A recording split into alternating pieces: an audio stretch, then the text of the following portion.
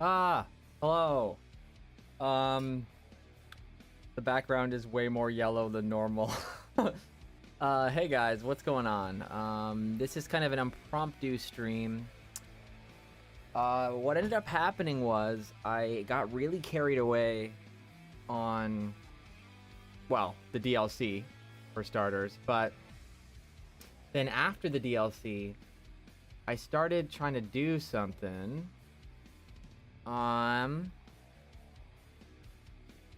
Let me see. But you know what? The thing that's going to take the longest is setting up the game. So yeah, I got the green screen out so the game looks a little bit better. I want to take a better photo. This is like very impromptu. Oh, it looks a little... Green screen doesn't look as good as it was when I was testing. Ugh, yeah, that doesn't...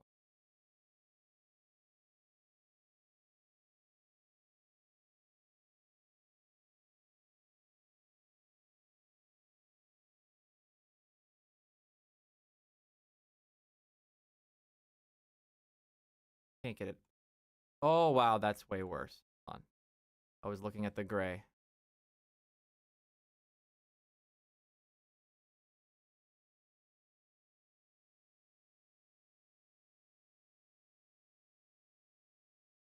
Sparklies. Ugh.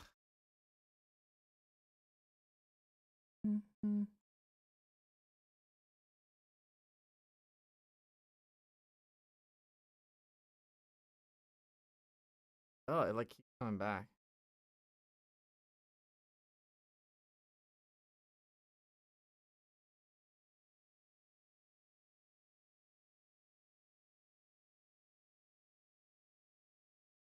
Oh boy. So see, I have it there.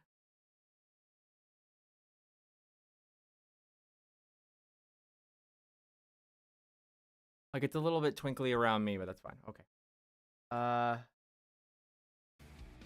Sweet. So I'm gonna try to get the game going. So what I want to do is I want to just play regular stages with the movie shadow skin. So what I'm doing is I am forcing the shadow movie skin on all the time for the game, and we're just gonna play through it. Oh boy. Interact with OBS while that's going on. All right.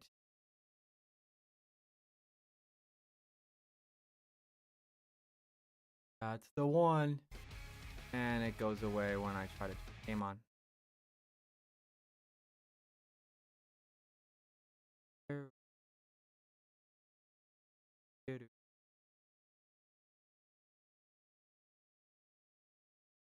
There it is.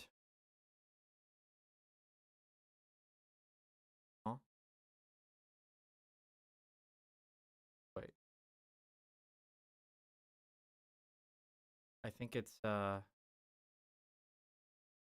because I'm not, it's unfocused. Gonna move me down. I think when I open,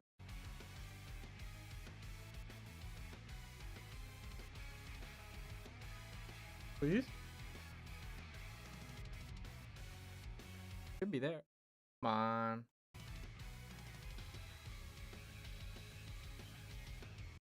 Huh? On top of the... Okay. All right, whatever. So yeah, I also modded the title screen. See, this is why we need to do a bunch of test streams with gaming and all that stuff. Okay. Now I can actually play the game. Okay, this doesn't look so bad. Okay. Whoa, chat, hello. Okay. I can see you now, chat. Yeah, we're gonna be movie shadow all the time, always. Okay, so for those archive watchers, the stream basically starts now. The rest of it was a joke, I guess. Hopefully I don't jinx it. Basically, I got distracted because I was drawing. It's actually really good that I have a green screen on because it'll make it so you guys can't see it very well, which is good because I wanted to use it for my video tomorrow. Let's see how like bad it looks. Oh, it doesn't look that bad, but it looks small. Okay. Oh. Anyone? So I'm put that on screen. Can anyone tell what I'm doing? Can anyone tell? Can anyone tell what? It took a really long time. There's a lot more than just that, but I want to see if people can guess. I'll explain more later, but I probably need the mic closer to me. So after I played the DLC, not gonna lie, it was like way too short, but it's about what I expected. It's not like a criticism on it. It's just, it makes me want more. I really like the model. Obviously I don't want, that's why I made a whole video on like the games will influence, or the movies will influence the games. Like I don't want Shadow to look like this for real forever. But that's what my video, I want my next video to be about. However, since we haven't enjoyed this together, let's enjoy this. Like, he looks like there's a gradient. I'll explain this in the video, and you guys are probably gonna like weasel it out of me anyway, which is fine. I'll be more refined in my video because of it. I was technically supposed to upload today. I normally upload. I just ran out of time, and I decided to stream instead. So, you know, I still technically haven't missed a day. I might, like, this might be my Sunday stream instead. I'm still figuring stuff out. The important part is, I'm showing you guys that I'm active. So, if I can't do a video, I'll do a stream. Anyway, there's a gradient. This is, like, the most realistic I think Shadow can get. For it to still look recognizably Shadow. I think if you go any further realistic with Shadow, he becomes kind of like the movie Sonic, like the ugly movie Sonic design.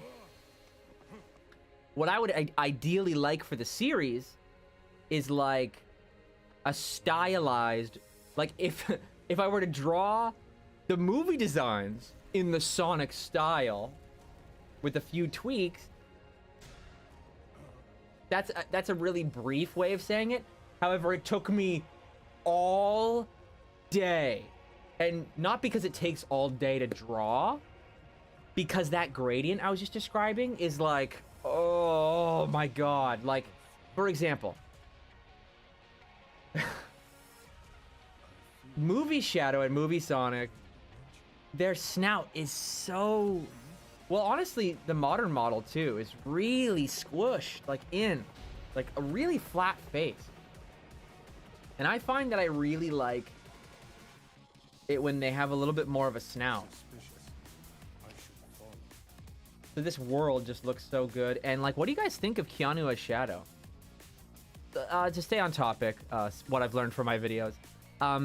So a stylized version of Shadow, like he's a little, like, you know, in my model video where I say that why is Sonic's face all angular? Well, this Shadow's got like chubby little cheeks. He's cute. You know what I mean? I would make him more angular, make his mouth smaller. His eyes are really rounded out here, you know what I mean? His eyes are normally really sharp. Really interesting. But I love the materials on him. Like, I do like how there's more texture to him. I don't know if I like the extra quill. There's a bunch of tiny things, bro. It took a whole day. I can't just, like, look at this model and explain it to you. I'll probably end up, like, doing a close-up on the camera and show you guys. I am well, Blinky. I hope you're well, too. He does, unfortunately, sound a little wooden. The voice direction isn't the best, because Keanu sounded great in the trailers and clips. Yeah, we're gonna have to see in the movie. I think in the movie, yeah, he'll sound really good. I feel like... I can only imagine what context Keanu was given for this kind of stuff.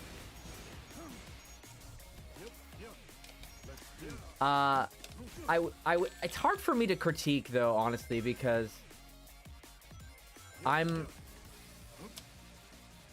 will say that, well, it's not hard.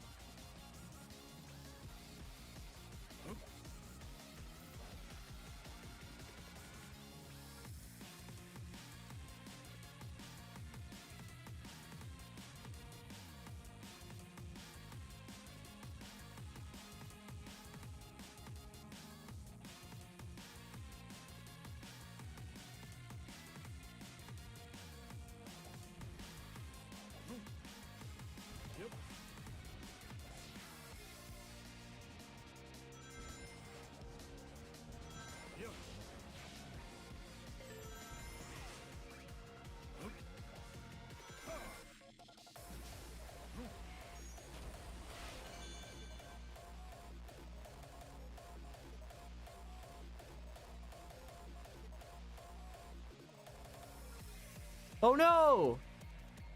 How long was I muted? Anyway. Wow, that was a long, that must have been a long time. Okay, I was talking about, so I was probably standing there talking about his irises. I like how his pupils are bigger. I think, I remember when I hit it, guys, so don't worry. And I know how to make it so it doesn't happen again. You guys are super delayed too, damn. I'm not dropping any frames. Oh, okay, you guys just, oh, barely a minute. Okay, it wasn't that long. Okay, so, yeah, all I said was I like how the pupils are bigger. It's the shapes in this model, but there's just some things that are too far. You know what? We have to do it now. We have to do it now. Why not? Why not? Okay, you know what? You guys, I can't. This is why I'm actually here, okay? So why don't we just, I'm not gonna lie to you. Like, I don't really understand the love for, the boost formula. That's also what I was saying while I was muted. But only because, like, when I'm playing this, oh, God, I'm so distracted. Okay, I should focus on this last point that I was making. So, this is pretty linear. Like, this level is pretty linear. There's not a lot going on in this level. Like, it looks really cool. The cinematics are really cool. Like, unfortunately, a lot of the enjoyment of this comes from just watching it on YouTube. Like, the jump ball is so cool. Like, Keanu voicing Shadow is cool. The fact that they have a new model in the game is really cool, albeit only in this stage. But like, without the Doom powers adding that much more options, there's not that much going on here. His quills look sharper. Like, I'm talking about, like, no, I'm going crazy. They're like, I think they're slightly less bulbous, but I'm going crazy here. I think I just overall like the shapes better. Okay, so now I want to go back to that upper area because the camera's zoomed in on them. Oh. Because I was gonna... Do I still have boost? Yes. Sweet. Okay. So now... The HD moment. Okay, so now I'm gonna pull out the iPad because I have to. So this is, I'm going to show you this in the video. This is going to be a thing in the video, but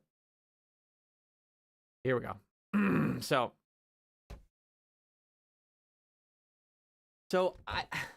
Jay Solaris, I don't know if like 2 acts would do enough. Like, I think I'm just like, I don't know about you guys, but like boost formula fatigue. Like, it's just kind of been there, done that.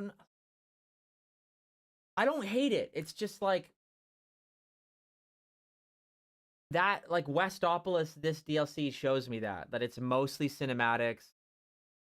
It's mostly like other things, which is good, but it's like a shortcut to the immersion of feeling like you're actually pulling off those stunts. Like, it is a lot of automation.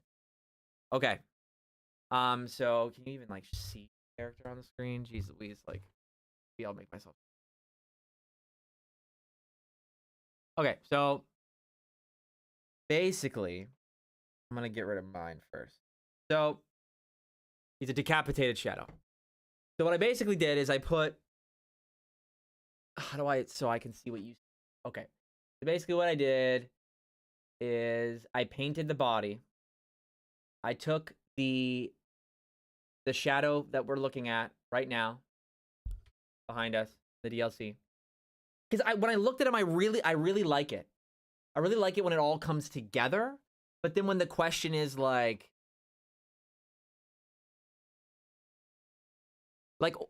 the question is, why do I not get as upset at this as I do with the model I've seen over and over and over again? Like, you know what? I'll just, perfect time. So that's exactly why I made this. So I actually painted out every design. Why? Oh, there's some things keying out for some reason. That's not green. Okay. Well, that's Modern Shadow as we know him, right? I don't know why there's little parts of him keyed out. Maybe I'll just turn off the chroma key. You don't need the background.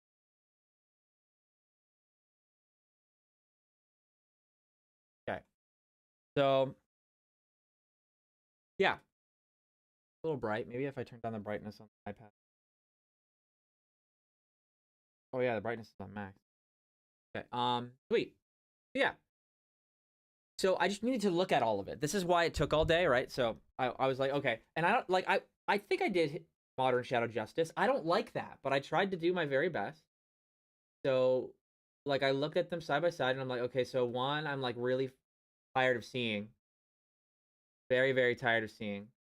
And then that one I'm like, why? I'm really excited by that one. I just don't mostly I just don't like the mouth, and that's really it, honestly. Um so then I did and then I did another one that I really like, which is from Sonic X. Probably recognize that one, right? So the body isn't changing here. Maybe I can bring it. Body isn't changing. I mean, I did some adjustments to the body. You can tell, like, it's more Sonic style because the goal here is to. This is supposed to be a follow up to my last episode, last video, right? Like, the movies will influence games. I'll probably play some music talking. Yeah, the movies will influence the game, but I do think it's inevitable. But like, I want to start talking about it. The torso is a bit long in the movie. Yeah, I made it smaller. And I made the arms a little longer, shoes a little bigger, like tiny things. But again, this is plugging in to what I said last time, which is, or no, not last time, this very stream. A movie, like if drawing movie Sonic in Sonic style. So I would consider Sonic X like really rigid Sonic style. Like, let's use that as the most rigid example. We're only talking modern Sonic. So it just gets too complicated when we add classic Sonic. So let's just like not talk about classic Sonic just for now. So let's say on one side, we've got Sonic X Sonic or Yuji Ukawa Sonic. Like, we're talking 3 quills only, and like it doesn't actually make sense in 3-dimensional space. This is me practicing for tomorrow's video. It doesn't necessarily always make sense in 3-dimensional space. Sometimes the quills have to snap to different sides. And that same thing is true for this shadow, right? Those quills don't actually make sense like the actual movie shadows. So, and I already showed modern one. So modern, I would say, is the next one over, where it's very simple shapes still, like the one really far on the Sonic X one. We're going to call that Sonic X. The modern models as we have them now are still simple shapes, which, like, you know, they're connected. It's faithful. Like, I'm not saying it's like wrong or ingenuine. It's mostly just like a tired feeling. Like, this is why my vocabulary is upgrade. Okay? So, simple shapes.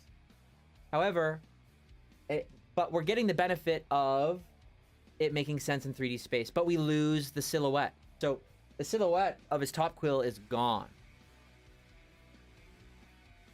Right? His snout is gone. So like his side profile, not as dynamic. He has more of a flat face. And his quills, because they have to make sense in 3D space, they're more rounded. They're still pretty sharp. You know what I mean? Like, I don't know, I tried to make it so that it like I wasn't playing against, you know what I mean? Like, I didn't set it up for failure. Okay, so then this, I've been like building up hype. So then I didn't bother painting this one. Maybe I'll just turn down the background. So I think it's important. I probably should have painted this one, but that's just what it looks like if it has the movie shapes. So I think the reason I wanted to do this and actually not even paint it is because it's explaining what. Can you see it? Maybe nice. Really? Maybe if I just.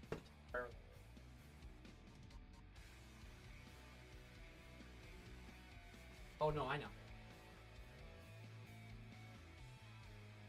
Yeah, okay. So the reason I did this is because, and you know what? I actually shouldn't have painted it. This is perfect. Because, like, this is kind of how you'll see the movie designs, like in a coloring book or whatever. And this is always when I'm going like, why don't they just stylize it? Like, these characters are simple, so we're going to have to, like, tweak them and change them depending on the context.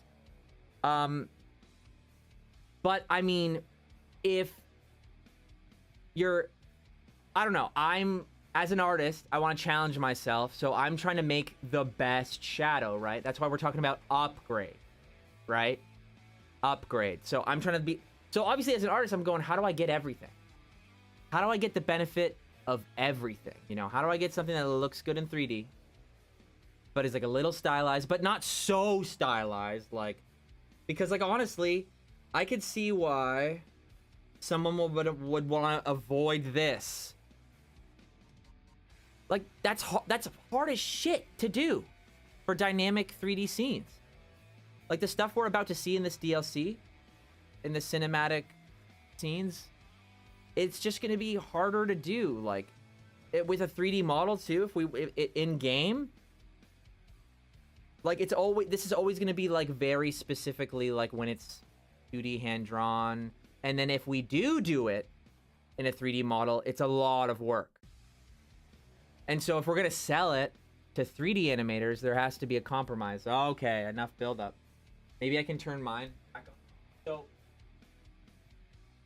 now I'm going to show you what I made.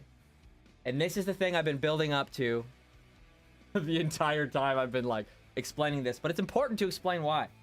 So basically, what I tried to do is combine everything together.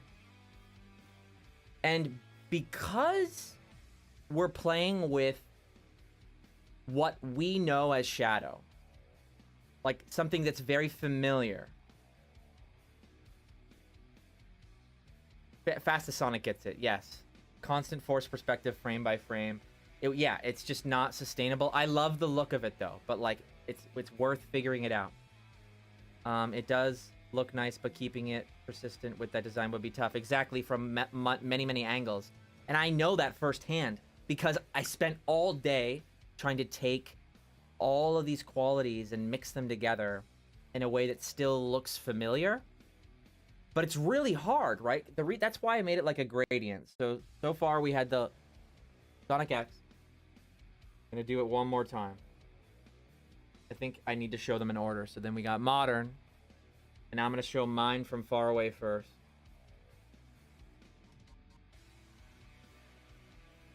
I'm going to do them in succession again. Okay? X. Modern. Because this is playing with something that you're familiar with,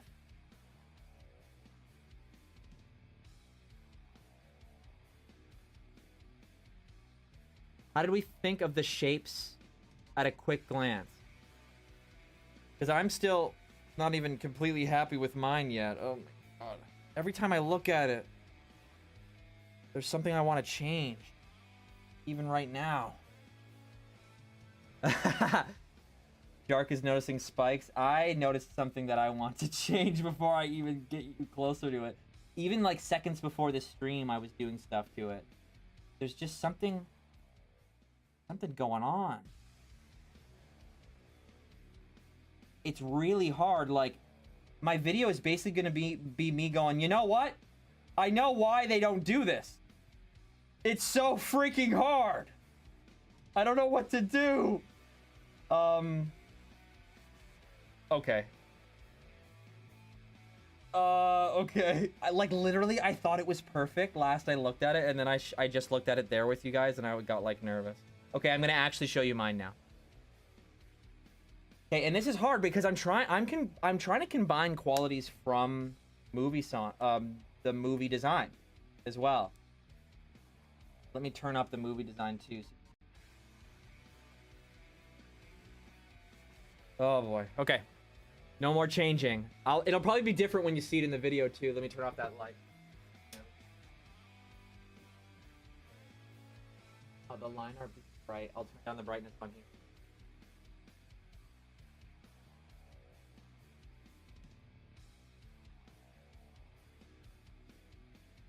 Well, it'll be directly on the video. What is going on? Where's my brightness? Ah!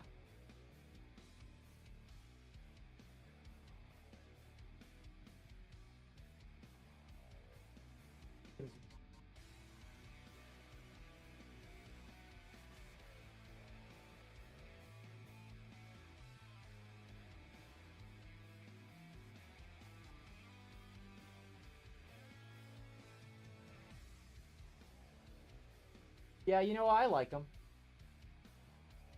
Sometimes I wake up. Is it getting darker, or am I just like tripping out?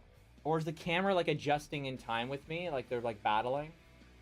Yeah, we're having a brightness battle. Okay. Those side quills are doing something to me. So, the reason that this was tricky... I'm in the dark. Maybe I can get my,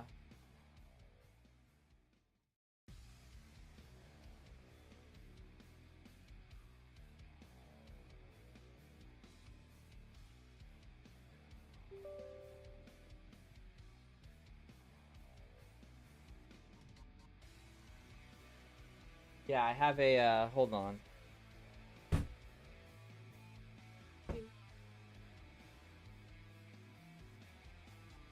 Let's do screen mirroring. Oh.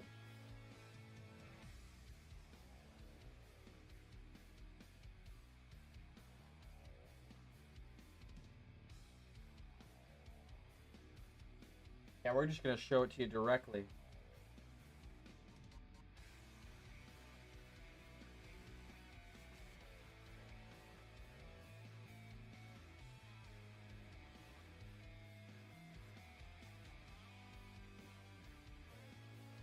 Yeah. Okay.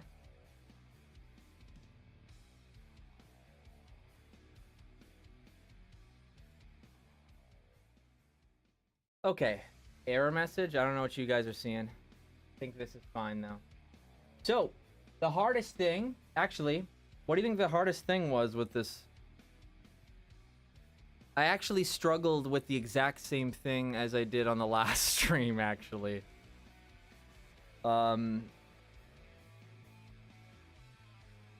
I struggled with the nose.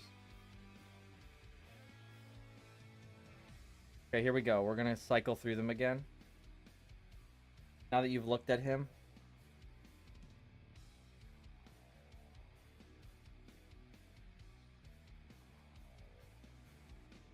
So, Breton boy, sorry I pronounced that wrong. The top quill on mine is really small, right? But that's one of the many things that I had to mess around with, like, all day. So his head is tilted back. There might be... Probably put chroma key back on, and then... I think all my lights, all the same lights are still on. Yeah. So... Notice how on all of them... So we got regular modern Sonic, and then we've got, you know, the actual movie shapes. That quill is back. Nose over eye, right? It's the nose over eye that's really tricky, but see how close they are? I wanted to make sure I'm doing this, they actually doing the same face angle, right? Like this modern shadow I found is actually doing the same face angle. I didn't grab the same face angle for this one. I do know that there is a very rare example of a face angle. You know what, though? The angle isn't too different here. I think it's because X Shadow has a lot more of a snout. Like, it literally is pushed out further. With a snout this long, though, this is what I learned. Like, this is part of, like, what I want to talk about. I noticed that movie Shadow, modern Shadow, they have a really squished in face, and I think it's so that it doesn't cover the eye as often. Because if the snout is out, it's covering more space. So there's more chance at more angles that the eye is obscured. So in mine, I actually wanted more of a snout in mine. But see how short my face is squished in too. That's something I had to compromise on.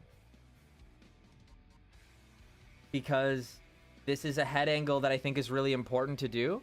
I also lowered where Shadow's snout or where Shadow's nose comes from. So that at a higher angle, like it being at the very top of his muzzle, right where his eyebrows meet, which is similar to an X, I believe. Much closer to the top. Yeah, so see, he's got, mine's got like an inch or two below. That's like super close to the top. So I needed to bring more space so that you could see that it was separated, because it's the same color as the top of his eyes. So just a bunch of tiny things, because this character is simple. It's so difficult to like move all the things. And that top quill being super tiny, me putting that little triangle behind the ear to show that the quill is still spiky, I still think is better than this. Looks like a bald man. And then this egghead looking ass. But like, and then like, so I'm trying my best to capture this. That like iconic silhouette.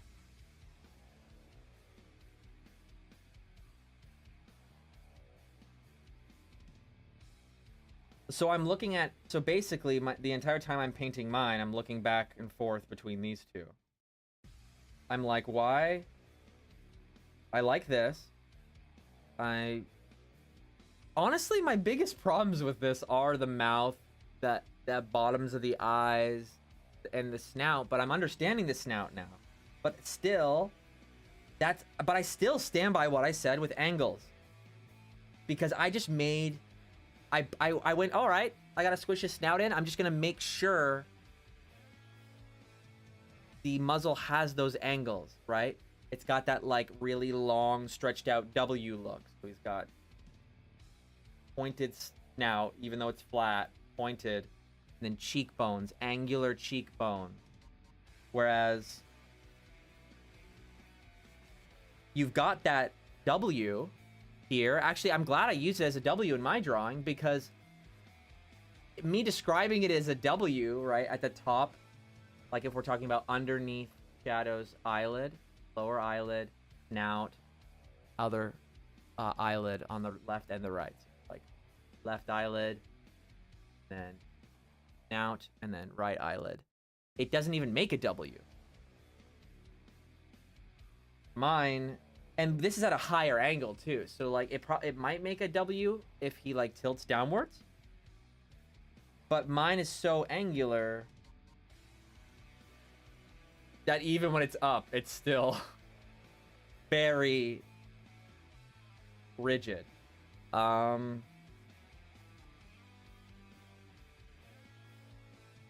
there's another thing I want to do, but I don't know how good it's going to look, because I think the way the time-lapse works,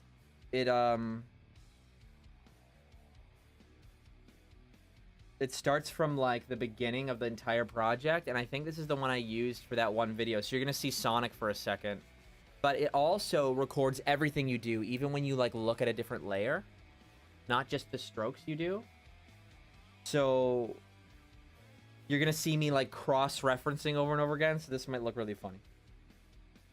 Yes, there's the Sonic. Here we go. So this is my entire process of changing it.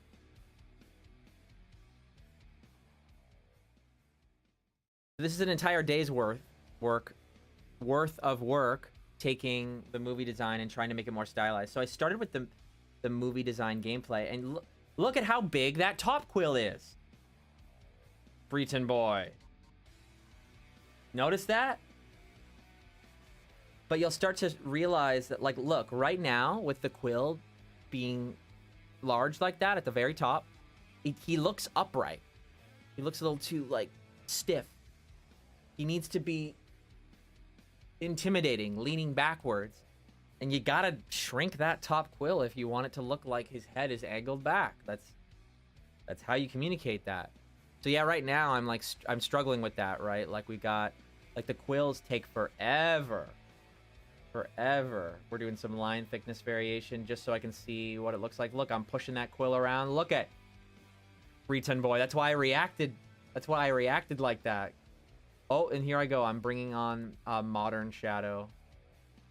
You saw I got it from a brand new render. So stuff that people freak out about. There I'm tracing in movie shadow to make sure it's all fitting in. Then there's X shadow. I still think it's more or less the same angle. I think it's just his snout is much larger.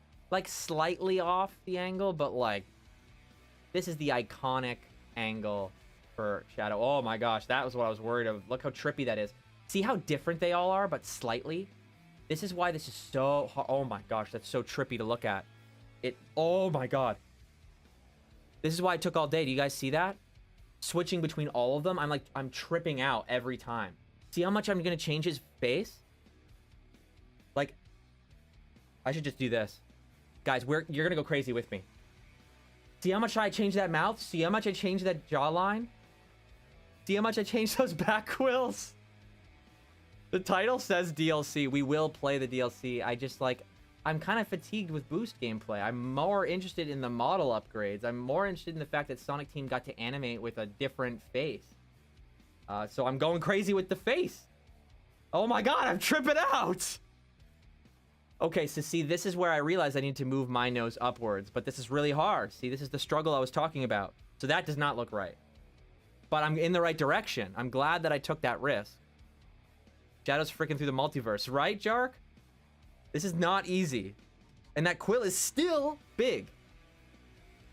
But the head still doesn't quite look tilted backwards enough. So I realize... it's very late in the game, also, by the way, that I start changing the quill there. Ooh, I made Shadow's shoes nice and sharp. Oh, here we go. We're painting now. And you know what's so hilarious? I try not to paint until I got all the shapes down. But see, look at this. This is not what you guys saw. This is not what I ended up with. This is very different. Like, I'm gonna keep changing it. I can't stop. I can't stop. It changes visually when you see it painted. And I thought that was important to use the same colors from the DLC so that when I show this in a video, it's more immersive for people who are like... I feel like there's just like a really...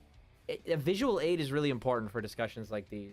So I want to try to draw things like this every time I talk about this. So that, like, again, I hate Modern Shadow's model right now, but I'm doing it all the justice I possibly can. Like, I'm putting in as much effort to the modern one as I am for the other ones that I like. And there's a lot to learn. Like, I learned a lot from the modern model too, right? I got humbled. I got humbled real hard with this experience. I honestly miss when the quills were bigger, but it's fine. My quills? So, I think on mine, what you're seeing is it's all because of the head angle, right? I'm really trying to capture the 3D aspect, but because I'm also really passionate about shapes, like you're seeing me, I'm combining 2D design sensibilities with 3D, and we're at the end. And there are still things that, like for example, this, see if I do.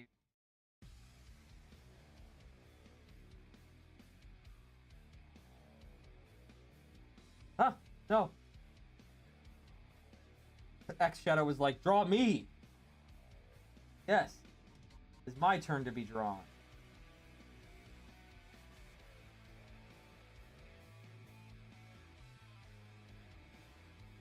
Okay, so that is, so the reason I drew this, just before we go back to the DLC, the reason I drew this is because in my video, like, the reality is, the movies, if we as a community start doing this like gatekeeping thing where we're like, no ideas from the movies ever, we'll lose. That's the first thing I want to start with. Like, there's no way you can't win. That's ridiculous. That's for starter. Because that just, you date yourself. You become the oldest person ever when you say that. I don't know about you, but when I was a kid, I like definitely told myself, like, when I'm older, I'm gonna try to like be open-minded to new things. So that's the energy I'm riding on right now. And let's get rid of the transparency on the movie ones, really see them how they differ, and then we'll bring the background up context. So if I designed the models and I was as good at modeling as I am drawing, then that's how I would model the characters. So when I say there are things to learn from the movies for the games, I don't mean, okay, do this, like, just do this. Replace all the games with this. No, I'm saying, and I'm also not saying this forever and never change anything, because that's what it sounds like some people are saying. Never, ever, ever mess with this, which is ridiculous, because that sounds worse than the movies taking over, honestly. It does. That sounds like that's a scarier fate to me. Stagnation is scarier than innovation, even if it's unrecognizable. Because while, like, I'm gonna leave it at that. What I want though, and I also don't want this, because that is reducing the options, right? Like, if they make a model that's designed to emulate the Sonic X 2D hand-drawn style, that's going to cost them a lot more, because that model is going to need to be broken, and in the same way that Sparking Zero, right? Dragon Ball Z Sparking Zero, if you're going to try to make a mod for Dragon Ball Z Sparking Zero, that's going to be hard, right? Those models are being shattered and broken, right? And asking for this that's like a really tall order. But if we say we can learn from the movies, however, let's take what we can from 2D art, but remind ourselves we want it to be usable in 3D, that we do this. Or at least, so I'm not a 3D modeler, so what I would want to do is go back and forth with a 3D artist and see what's possible. But there is some model breaking that I think needs to be happening with Sonic in general, but I want to minimize it. Right? So the thing we were talking about with Sparking Zero, or any Arc Systems Works game, right? So Dragon Ball Z Fighters, Blaze Blue series, right? When people say that they want a Sonic game like that, I get why people laugh it off, because that's a tall order, right? It's a tall order for any company, and Sega doing it it's like, I mean, maybe things are different now, but games like that aren't made every day. But I always say there are things to learn. So that, in the same way in my Shadow Dark Beginnings video, where there's just tiny little things, it's the same thing. So in this design, all I'm saying is, if this was a 3D model, the only thing that I think would need to be bent and broken, depending on the camera angle and the scene, are the quills, so they stay sharp. So you can tell that mine are very angular. Not at all like the movie Shadow right next to it. right? So you would need to cheat that, right? Because it would need to be bent so that it looks sharp to the camera.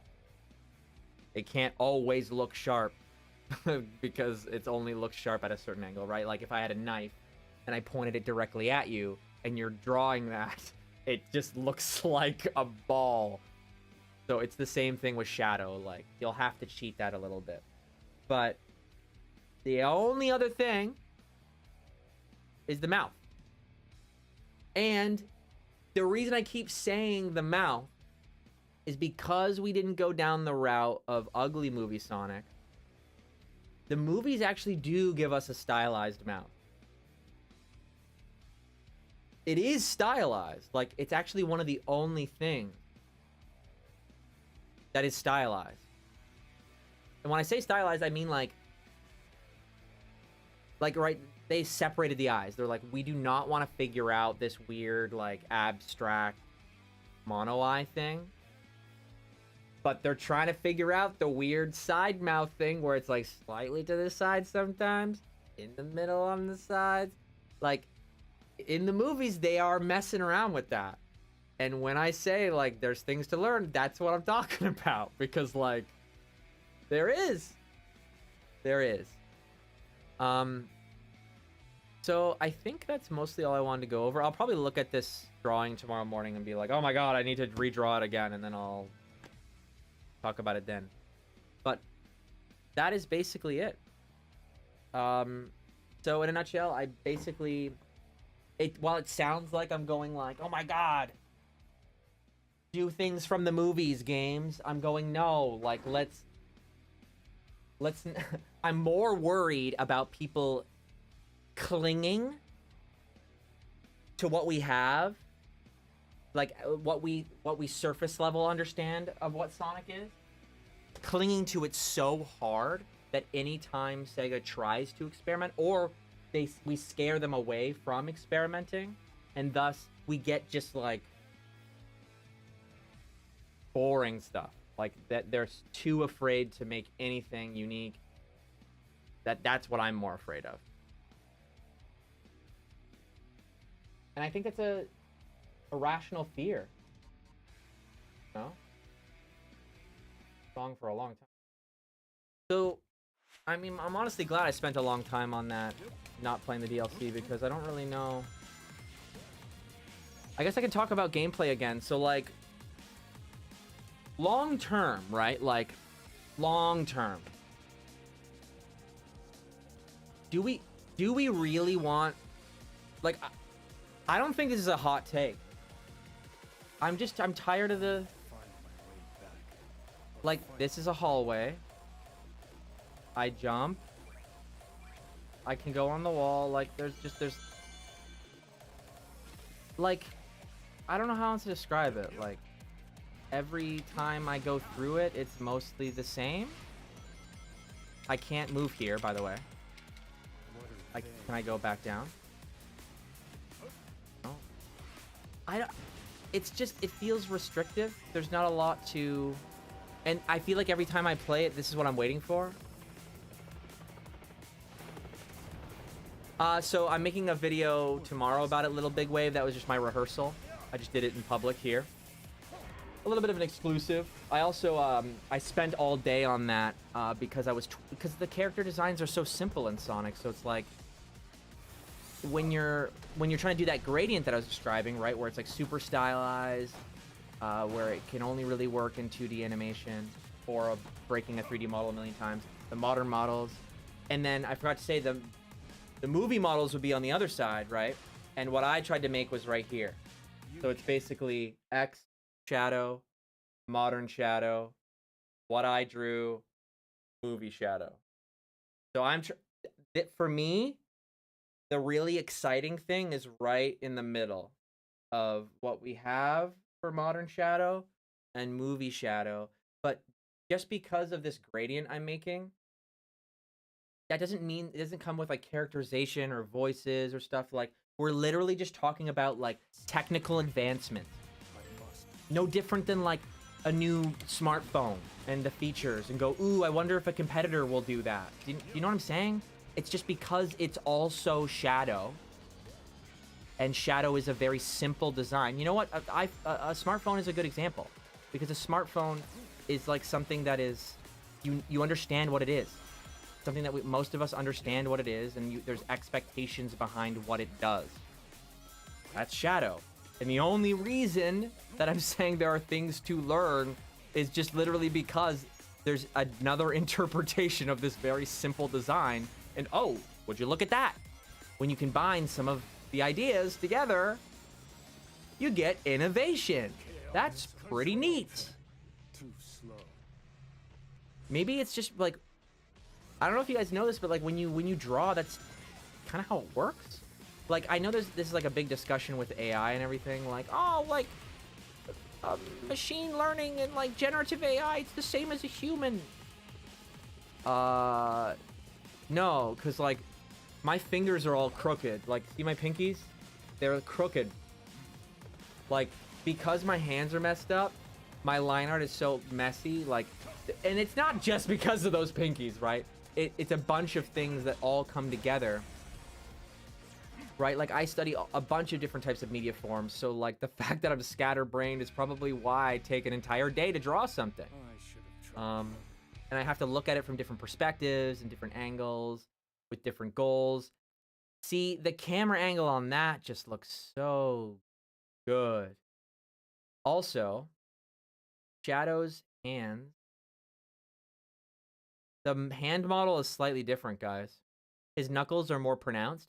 It doesn't show tension like I want from the models in general, but I think it just sells tension more and sells action more because the knuckles are more pronounced. Just try to look closely at the hands. I might have to like zoom in on them or draw over them one day. But I think I'll play the cutscene all the way through, right? Where he switches from this shadow to the other shadow. But his knuckles, you can see them. You saw it right there, actually. But it's not because the knuckles are jutting out or anything. It's because they already have... They're more angular. So when he does a pose like this, it just looks more like it's flexed. Whereas with his, like, sausage fingers, when he goes, I'm powerful, it's just like, you're goofy. You're goofy. You're not powerful. They aren't fatter at the tips. Yeah, that too. And him looking... Well, he's angular. He looks pissed off because he looks angular. Oh, no, it doesn't play the cutscene when we come back anymore.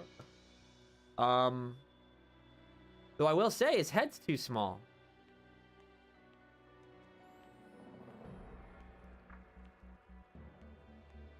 When you force this shadow in these, every time he does an animation that is one that doesn't exist, he'll just stand like this. Which is kind of cool. It means that, oh, Sock Tiger's analysis. Sock Tiger follows me and supports my work, and I watch all of his stuff or read all his threads. I agree with pretty much everything he says, and I think we agree on almost everything. I think I just approach it from a hand-drawn perspective, but what I want to do is collaborate. I think his head is too small. Like, but that's in the context of like the ideas, like taking ideas from the movie model and putting it on the official character. Okay, so like he looks fine for this. We're just galaxy braining, okay? No, but Sock Tiger is awesome, and all his mods I download basically all the time. It looks pretty good there, doing his little default pose. So I will say, all the animations are broken. See, how do you feel about the model from the Dark Beginnings animation? So I have a whole video on that, but I mean, it's not too different from what I said here today, Breach. It's like, I think the face and the hands need a lot of work. Because of that kind of almost hand-drawn animation look. In the same way that a lot of the Maria's, like Maria's eyes are textures, right? And Shadow's mouth is a texture. It's like tacked on top of the modern models as we know them. And I think I just would have liked a little bit more texturing and almost like a hand-drawn look when it comes to the faces and the hands. I think they could have just done one more passover. Oh, wow. What am I doing? This is why I don't do gaming streams. The moment I try to answer a question, I just stop being able to play a game. One more passover from a hand-drawn artist where it just adds intensity or sharpness to the hands during combat when it needs to sell us on strength or stress, or like when he's punching the ground, right? Like, ah. I say it in my video, right? But his hands still look all like rounded and soft, and his mouth always opens the same way, no matter what the emotion. Like, there are some times where he's just kind of like, huh? Yeah. But then there are times where he's really like upset, and there's not more tension and anger lines. And the best example is the Knuckles prologue animation, because it's made by Powerhouse, so they do 2D animation, and Knuckles emotes with varying levels of intensity, and he's the perfect character to use as an example, which is exactly why he's in my thumbnail for this video, or that video. Consensus on the Keanu voice? I like it. I mean, he says some lines a little strangely, but because I'm one of the many people who really wanted Keanu from the beginning, I'm just really jazzed that it's here and happening. And also, while I think Kirk has gotten better, here's the broken face. While I think Kirk has gotten better, I just think we need something deeper. I find that Kirk's voice is a little too light. A little too I've never actually like straight up like actually made the sound myself. Yay, I'm falling while in this weird pose. He's a little too, I don't remember a line he said in this game. What's a line? What's a line? Someone give me a quote. Someone give me a quote from this game that I would remember, like I would hear in my voice. But I find because Roger's low now, like wow, I can't remember any quotes from Frontiers right now. The only thing that comes to mind is, you like my game? Sonic Frontiers. But that's not actually Roger. Does anybody know that meme?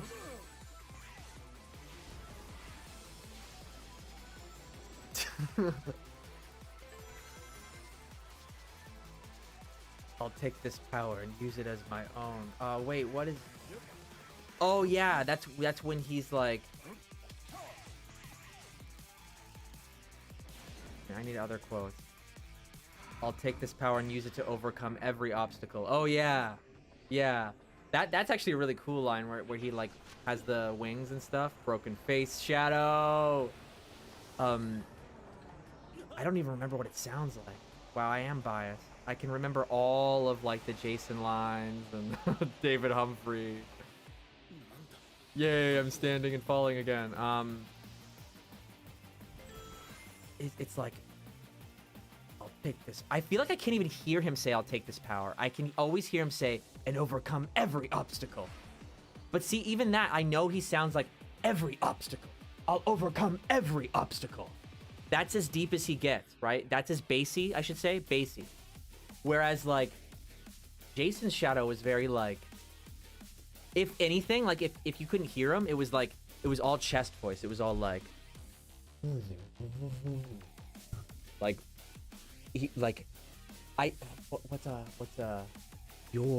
you're going straight to hell. Very, very, very chest voice, right?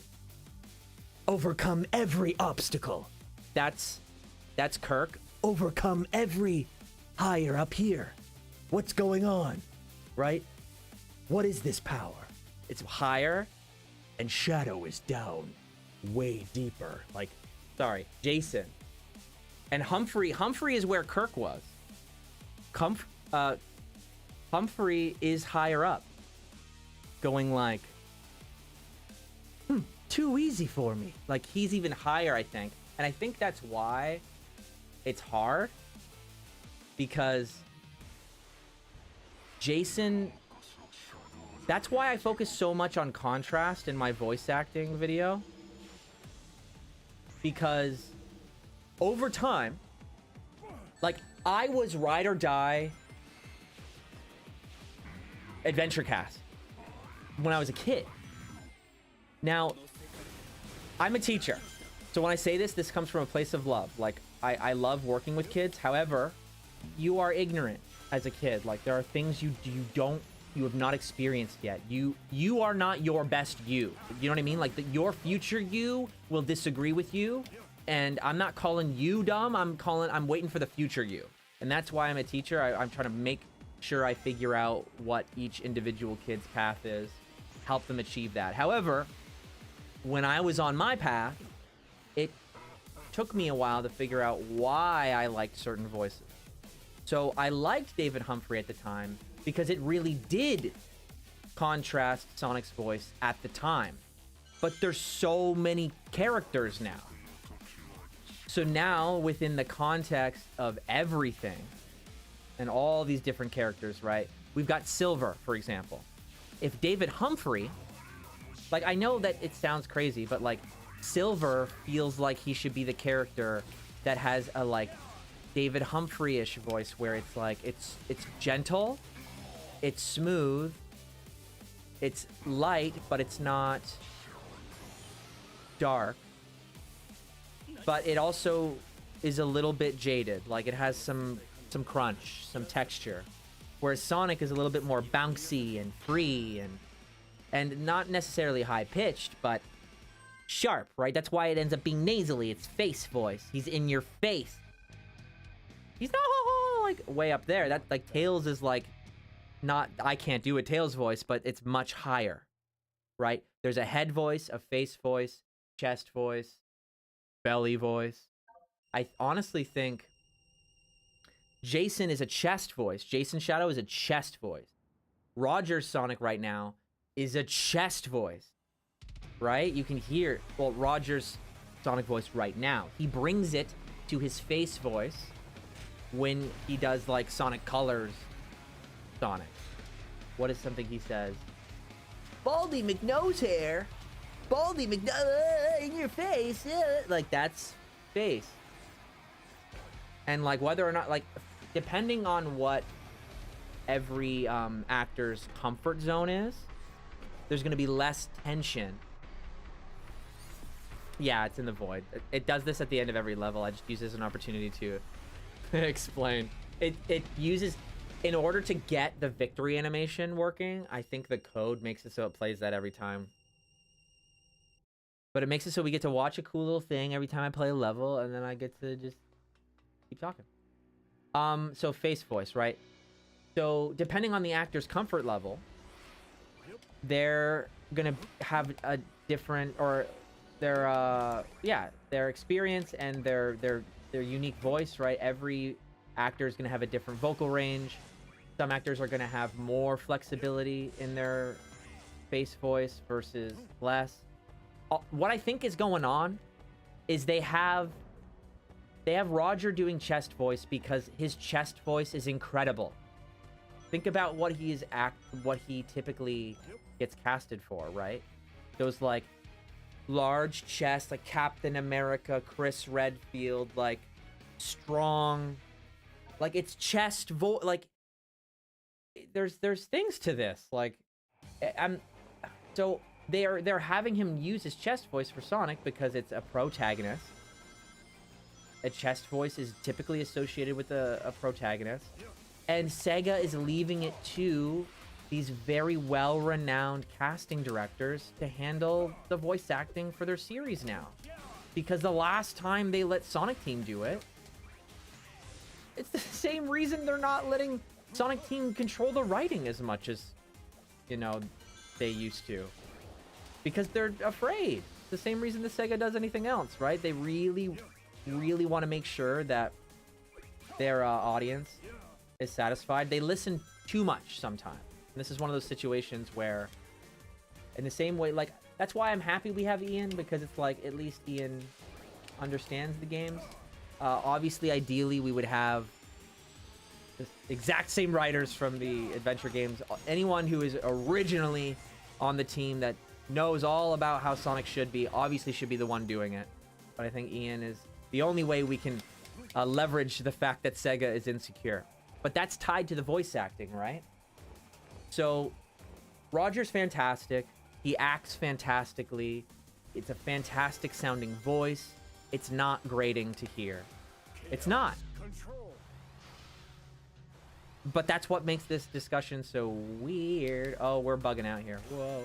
That's what makes this discussion so weird, because you've got professional opinion that is structurally sound, you know, admirable, professionally respectable. But then you've got Sonic fans who know, like, they know the history of the series, and they also get hella entitled because they know, because the story of why Sega does things is really, really clear for whatever reason. And so Sonic fans get really upset when they know why something's not being done. So they're gonna keep talking about it. So anyway, like I was saying, when I was a kid, right, the contrast thing didn't matter to me that much. But now I think that's, I mean, I only make the videos I've been making on this channel lately if I think I can clear up a discussion. And that's what's cleared things up for me so far, for the voice acting discussion. Like, that's been one of the really confusing discussions for me for the longest time. And having it, using the vocabulary contrast has really, really helped, because it's taken it away from, like, bias and, like, oh, this particular era and, like, everybody gets fired. Like, no, like,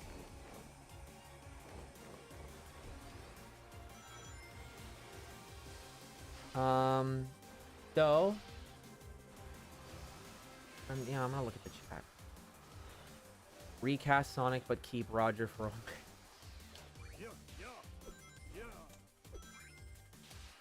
See, this is the thing, though. It gets touchy, right? Because from Roger's perspective,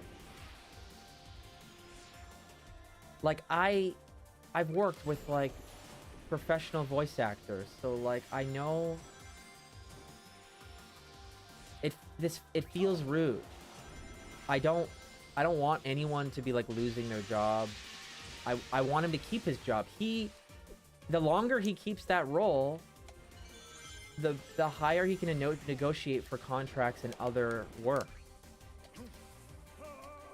The better his overall career is, and he's skilled. He deserves it. Like, it's not his fault that Sega can't keep their shit together. So I'm sitting here like, so it's like I have two opinions on it. It's like, I don't think it needs to change. You know what I mean? When I really think of my priorities, it's the 3D model. Because, hear me out. Redesigning the style guides for the characters, someone gets a job. Right? Someone gets paid. Replacing Roger, not only does someone lose a job, someone gets a job, you're right. But they get hired at the rate that Roger got hired when he started. If not the rate that Roger left at, you can bet your bottom dollar.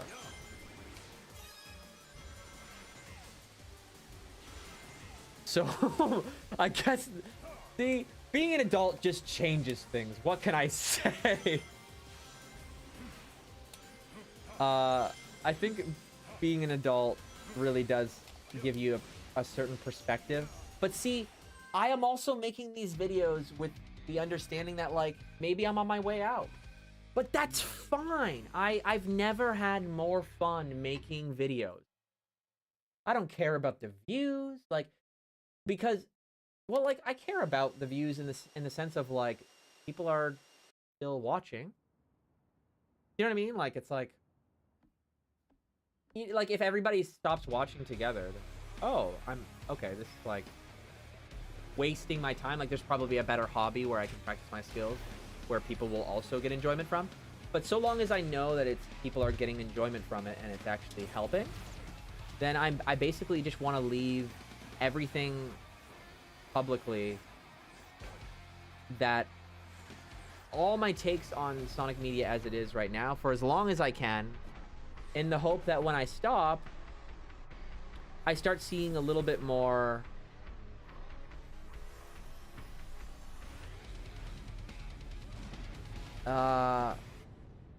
compromises, more problem-solving content.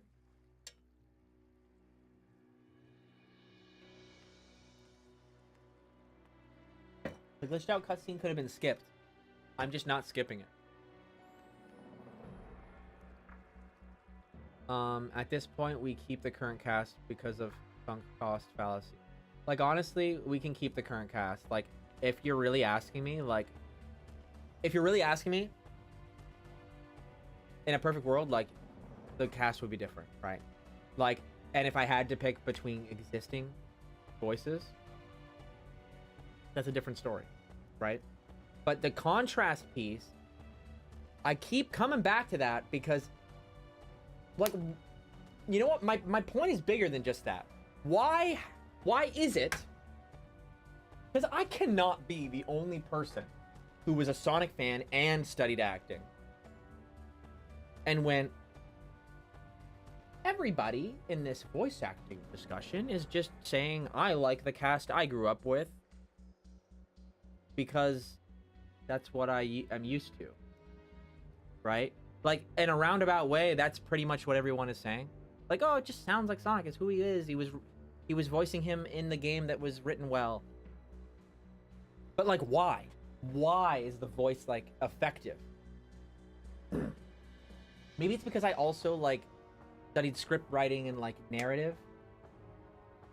So, like, when you're creating the characters before you start writing a story, it's only going to make writing your story easier for yourself if the characters are characters that would be contrasting and potentially disagree or rub each other the wrong way, so that they have more lessons to run into and problems. And the same thing is true about the voices, right? The more similar they are, the more grating it will get over time. The shows, cartoons, stories that keep you invested for the longest amount of time are characters that have dynamic personalities, dynamic voices, dynamic looks, dynamic shapes, dynamic colors. Because it's not grating. It's the same reason why if a song, right, the song we're listening to right now, the notes are changing in an unpredictable way, guys, which makes it satisfying to listen to because you don't know what's coming next. Are you seeing a reoccurring theme? Like, that's making art. Putting things together in unexpected ways that are satisfying, but in new satisfying ways. And the contrast piece for voice acting is the only thing that makes sense, the only thing that feels like an appropriate assessment of the situation we're in right now and why people have a problem with it without it being personal. And what I was saying earlier, I think the reason I'm really passionate about making the videos I'm making right now is because when I want to keep making videos until I start seeing debate like that, where it's informed about how the creative process actually works. I'll give you another example. When I was on Tails' channel, the series Explained by Professionals.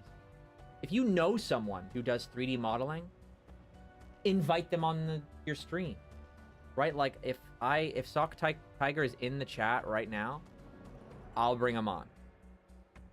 Now, that's unique to me. Like, I have never had a call with Sock Tiger, so I could deal with that. Like, but that, I don't expect everybody to do that, but you get the idea. Like, if you have the ability, be educational. I don't understand. I'm so tired of the Sonic content that's just like, hi, Sonic content has released. This is what I think. Bye. I like that's part of it, but that feels like saying, I'm gonna count to 5. 1, 2, 3. Bye. Like, because for me, when you say I'm gonna count to 5, like, it's the count to 5, the mission is to actually like educate. So what I'm trying to prove by like uploading like all the time is like there's always something to talk about that isn't just what came out and what I thought. Goodbye.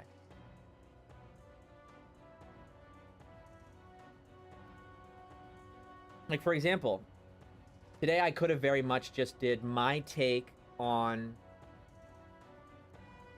Shadow Generations DLC, Sonic Movie 3 DLC. But I wanted to do the whole, like, why this model in this DLC is exciting. Because, like, what am I gonna like? I couldn't even. We've been playing this DLC all stream. I've had you this whole time. I don't know what to say to you about it, except for the model. Like, it's what do you want me to say? It's Westopolis. Holy shit! It's another boost stage. Holy shit! There's a couple of alternate routes, sort of. I'm sorry, but like the alternate routes don't get me. Like I feel like I need alternate routes to like look like a little sneaky area. Like be a spring. I kind of see go like, you know what? Let's play the alternate routes I really like, because Radical Highway in this is really cool. Like all the like hidden routes, but because Radical Highway is just floating in the sky, it kind of will just.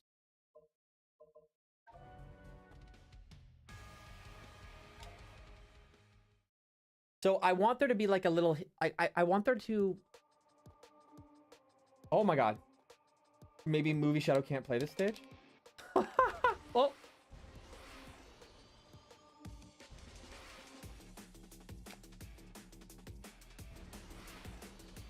What?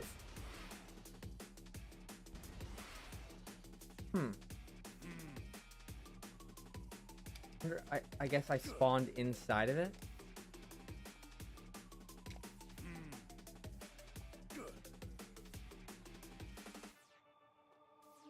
Thanks, Supersonic 68. Yeah, Supersonic 68 was on one of those explained by professional streams on Tails channel, where he helped us explain, like, try a retry, see if it makes a difference. I don't know why it would, but I'm just coping. Man, bet you if I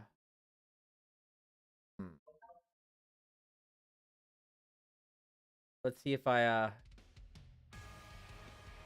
turn off Doomwing. I don't know. Doomwing. This is cope. There's no way it would work. Act 2 probably would work. No. Act 2 probably will work. It's because I'm like stuck inside the. Okay, I'll try Act 2. Helped explain why shit like this happens. So Supersonic 68 helped explain the terrain thing that was going on, right? Like how, I mean, and honestly, that aged so well. I've done this enough to know that when the news cycle is happening, I know what's gonna age well. And that's how you know you're about to get too old for this shit. In fact, I'm probably already too old for this shit. Which is why I'm making the videos I'm making. Because, like,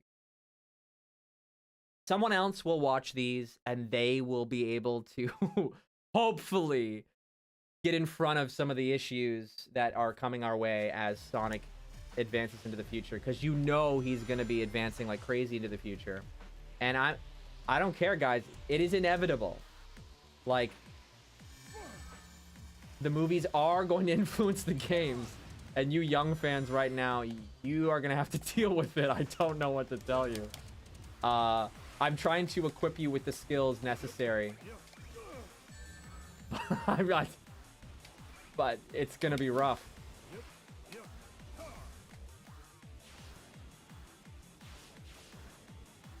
I am no longer thirsty. Oh, I'm still thirsty for Sonic news. I just don't want to be... I'm just not... But here's the thing. I was never... This is not a development. I was never interested in running over to report the latest Sonic news. The only reason that Tails channel worked so well for me is because I was on a team. So I was able to focus on my job at the media center and being a teacher. And then I would come home to a script of the news. I would record the voiceover, send it in, and that would be it.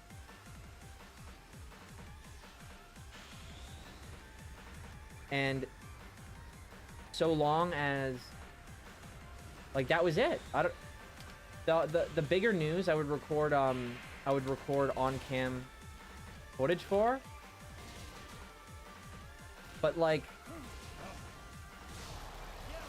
the reaction streams I didn't really ever like doing. Like, for example, I thought about doing a reaction stream to this DLC. You know, I thought about it. But like, being away from Tails channel and not having to do those like launch day streams, I've realized like it kind of ruins your ability to enjoy the game. Like, in a weird way, like, the people that do... Like, if you play a game publicly in front of an audience, that's more fun than the game is, actually. Especially if you like doing live stuff. I guess if you hate live stuff, then it would make the game worse. But the point is, it affects your experience. Like, it is another element to the game that is not actually the game. So I've realized that, like, I don't pay attention to the cutscenes. I'm always trying to like talk with the chat. Like, I'm working. Like, you know what I mean? Like, it's not hard work. It's fun, but you're here for the audience to a degree. Oh boy, oh boy. Die or live? Springs around here? Yeah, I would love to find a hidden path that way. That would be cool. Anyway. Calibor says, I don't think you're too old for this. Sega is struggling to maintain an audience, but they are getting better. It's like, when I say too old for this, I mean... I'm not too old for you guys, but too old in the context of being the person I'm talking about that's on a larger scale going to help walk a community through innovation, right? Like, I think I'll get... Oh boy, I think the animations are bugging and causing this guy to be harder to fight than he normally actually is. Or I'm forgetting how to play. Like that, probably that. I mean, I would be very lucky, and you know, that's a dream, because I feel like I've done a bunch of notable things in the Sonic community, but I'd like this to be the last big thing where I can just be comfortable and upload really frequently, be really active. But this being the more settled down, chill thing. And if it ends up being bigger than the other stuff I've done, that's great. If it doesn't, that's fine. Because the point I'm at is I've met so many great people in the community now that the thing I was talking to you guys about before, where it's like, somebody will walk you guys through it. I already know that's true. I've already done enough in this community to know that somebody's watched my stuff, and like, I'm not saying they're gonna copy everything I do and it's gonna be all because of me. Not at all. I'm just saying even like a 2% influence, right? That's fine. Because, but hear me out. I'm not trying to sell myself short. Like, I think a lot of content is just there to entertain you right now. Like, zero influence. They're called influencers, but do they influence you? I don't know. But like and it's the kind of stuff where I don't want just a shout out. Like I'll know it when I see it.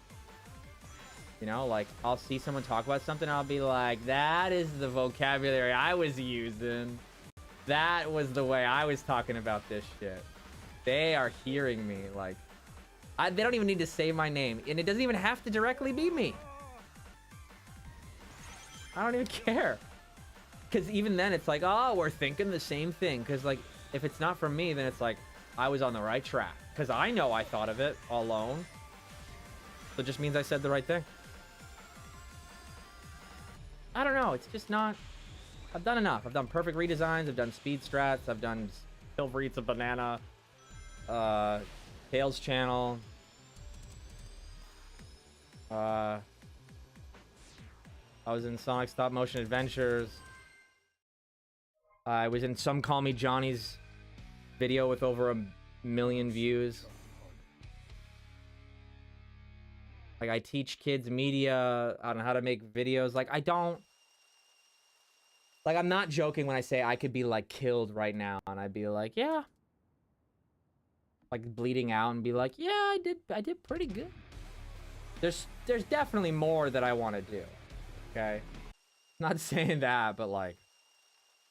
I don't waste my time. I'm not wasting my time. Spider Boy Music says, hey Evan, how's it going? I don't know if you already talked about it, but what are your thoughts of the new Sonic Racing Crossworlds game? So see, that's actually a pretty good example of, like, I could have made a video on that today too, but, like, what the hell do I say? Like, I'm excited. I think the only thing that anyone's really seen is what it looks like. Jet's board is hanging on the wall, which, like, it's probably true, right? Like, Crossworlds. Like, what else? What? I don't know what Lords is drawing. Yeah, I don't remember. The chat is delayed. Lords has, like, always one word chats. I never know what she's reacting to, ever. But because I literally live with her, I'm, like, on edge. I'm like, what? What happened?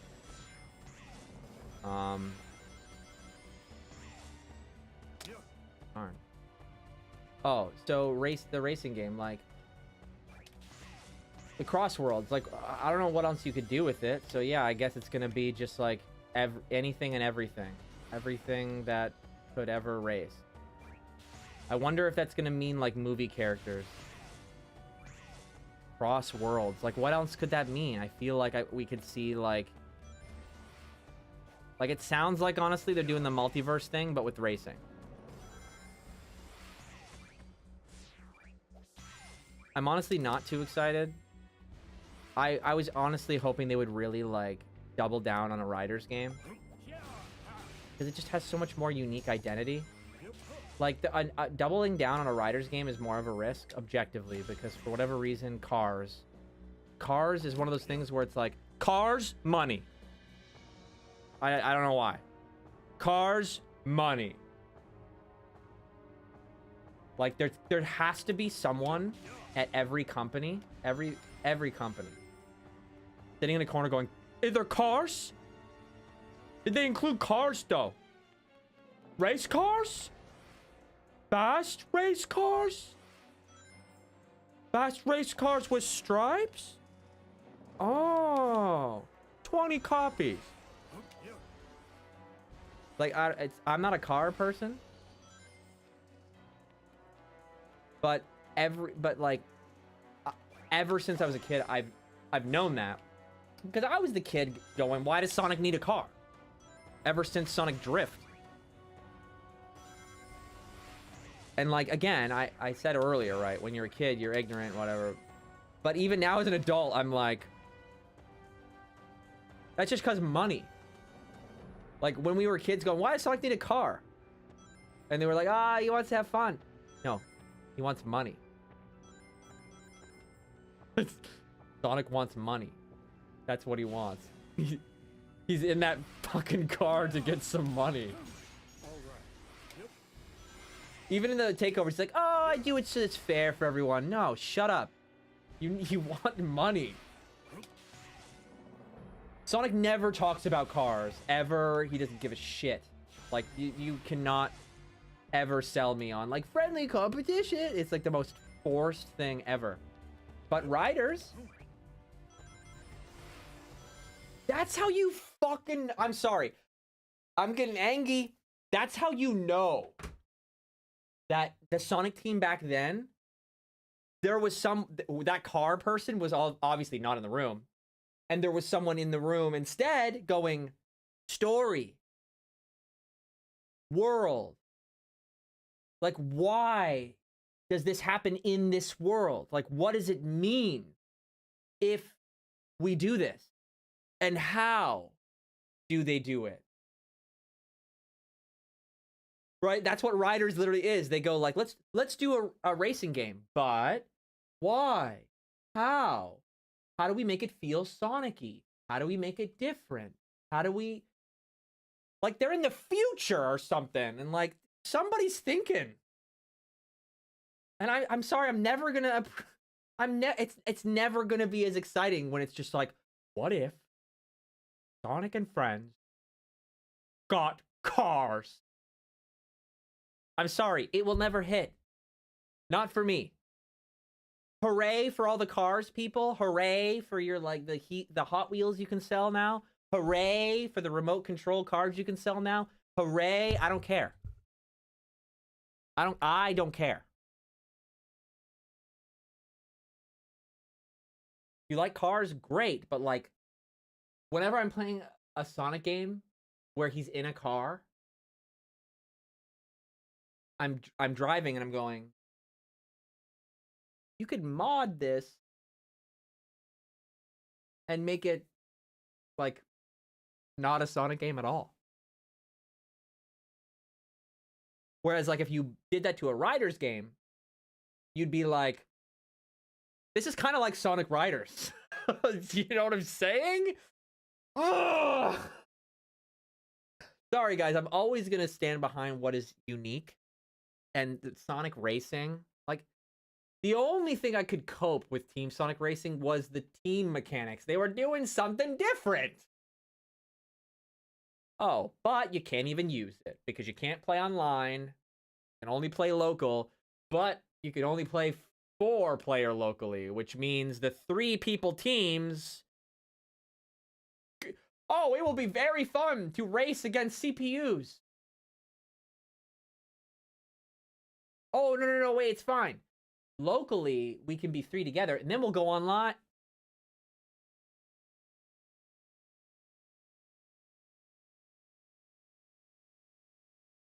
Can't do anything.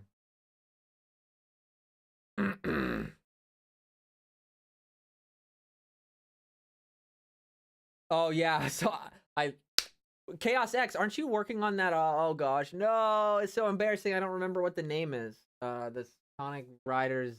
oh, wait, what if I'm, like, wrong that you're not even working on it? I don't think... for starters, I know it's... If you are involved, it's not just you. It's, like, mostly someone else. There's, like, a group of people making a bunch of, like, small... I know that,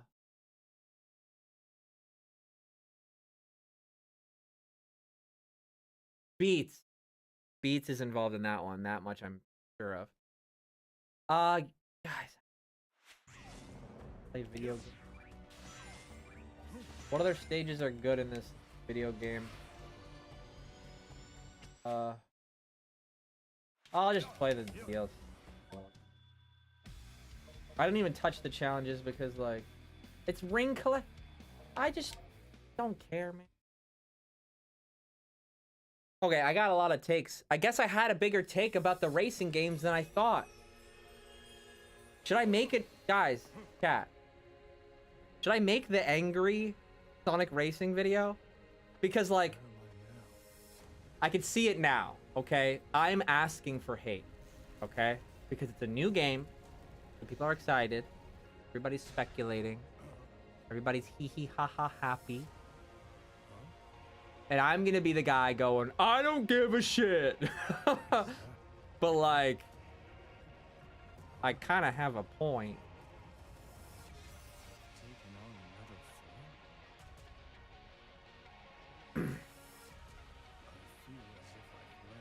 Like, it's gonna sell copies anyway, you know? I think maybe in the video, I'm gonna say, like, guys, like, if you're excited, it's my L to hold. Like, let me cry about it. I will cry for you so you don't have to feel, like, angry and be mean to me in the comments. Like, because, like, cars will sell. I will lose. I'll be the one crying. Riders ain't coming back. The only point I'm making is that it's more unique. Like, and if I get people commenting like, cars are unique, what? Where? How? I don't think it needs to be unique. Okay. Oh, it's just a fun game. Okay.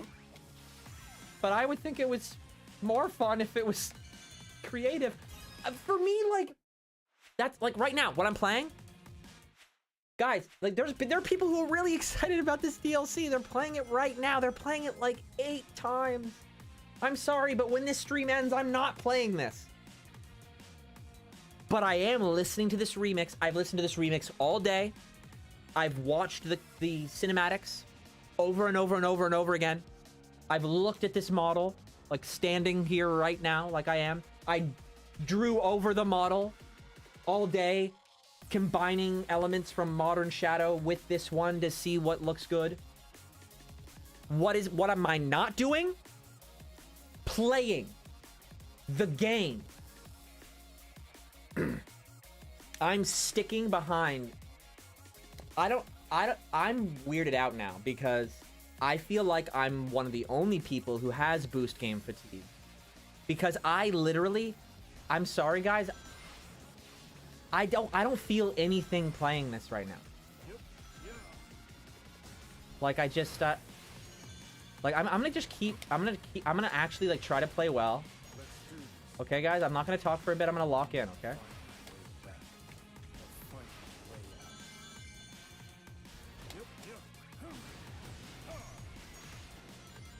So, see, I want to freestyle in there. I can't.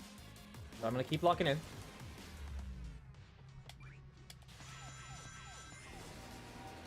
And this is a really long scene, so I can talk over. But there's not a lot of variables of experimentation. Because, like, the rigidity is, I think, necessary for Sonic games. Like, I don't think it's bad that it's, like, an obstacle course. I just need to be able to express myself.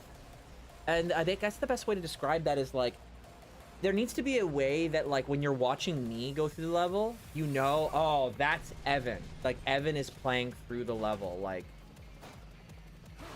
he's going through his unique run. As opposed, like, where we're at right now, all there is optimization. Right? Like, that, honestly, that's what it is. Like, all I can do right now, I'm not going to express myself. I can't express myself. I'm just optimizing. So, optimization would be to have had chaos control there and use it in time.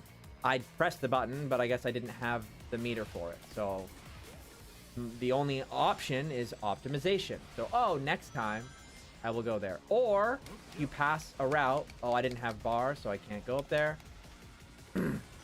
Or you see kind of another route and it's like, oh, I'll go there next time. But that other route is like only fractionally different. Like if it visually looked different, like like there was like a visual treat. Because you don't necessarily need it to be an unlockable or an ability or like a crazy stunt or cutscene. Like it could just be visually different. Okay, I said I was gonna lock in, but like, and I don't know. Like let's see what you guys are saying, because like again, the rest of this is automated. Like, do I have a strong opinion on the OST? On the OST itself?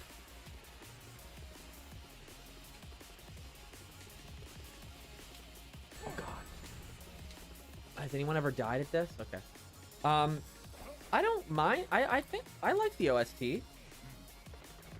I will say, I think this might be because I'm old, but like all of the white space menu tracks that Jun Sonoy starts rocking out in, I'm like, that's the Sonic voice we never lost. Jun Sonoy's guitar is the Sonic voice we never lost. Right there. Dun, dun, dun, dun, dun. In a weird way, you know, like, I have a take, actually, about Shadow music. Oh, it's actually, this is the perfect time to talk about it. So, for me, the synths in Throw It All Away, that sounds like Shadow to me. I think they should have stuck with the musicality of Shadow from SA2. This might be me being old, but to me, Jun Sonoy's guitar, that's Sonic.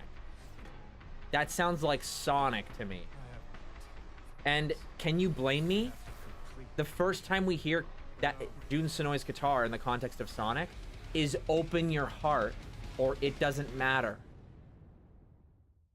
Right? Very like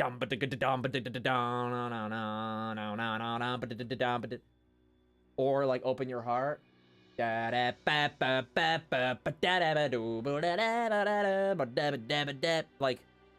and now we get like watch. Let me go. Hold on, let me. Is it gonna?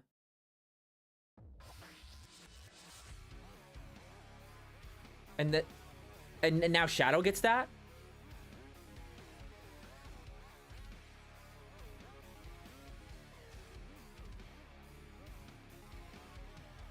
This is just, I'm sorry, but like, like this is another one of those insecurity moments, right? Throw It All Away. I guarantee you they got some kids going, I don't really like it. Like, yeah, Shadow isn't for everyone. You know, like, I don't know, like when you're traumatized, you don't get along with everyone. You're a little bit different. So this is one of those moments where marketability and artistry don't always fit. So we got Cars, markability, Sonic Riders, artful. Obviously, I'm gonna take Sonic Riders because like that's a good idea, and I know you're going, yeah, this might be risky, but it's what we should do. And it's what makes most sense. This situation is the same thing, right? Shadow should have his own distinct sound. But it would be a lot easier if he just had music that sounds like Sonic's most popular music. And that's what this is!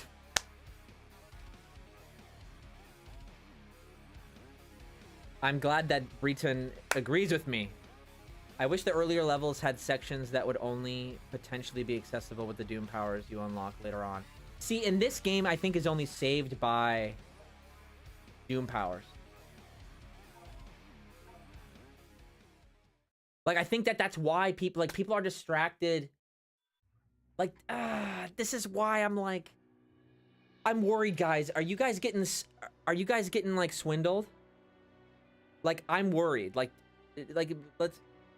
Like, be honest with me. Like, do you guys think that people are getting swindled into thinking they like the boost formula only because the Doom powers and the Chaos Control powers, like in the Chaos Spear, like there's just stuff that is kind of tacked on top. But like, what I'm worried about is like the next game will just be, oh, boost and other stuff. But like like people are already comparing the Doom powers to Wisps.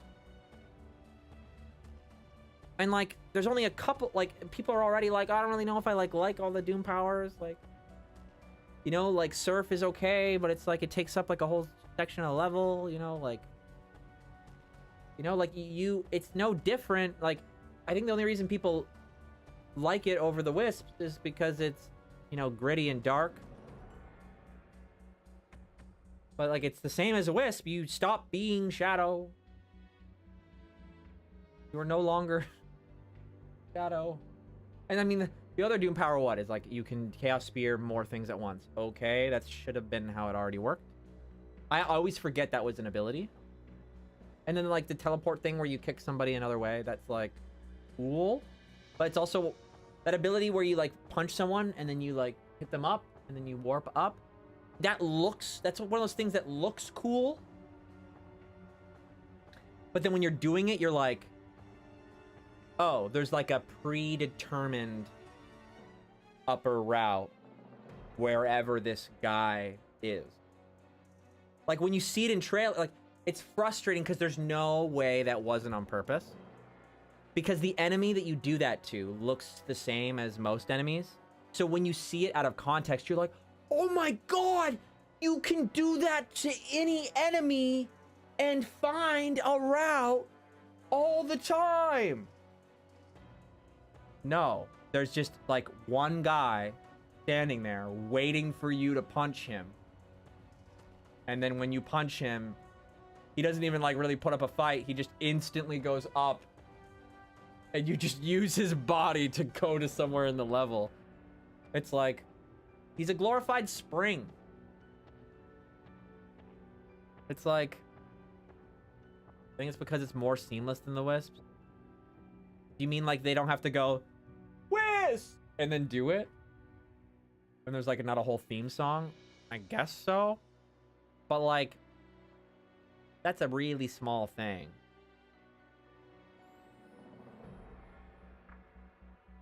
It's just, it feels like insecurity. It feels like a crutch. Like, in my Boost video, Boost gameplay, right? We start with Sonic Rush. Like, I don't know if any of you are old enough to be there for the marketing for Rush.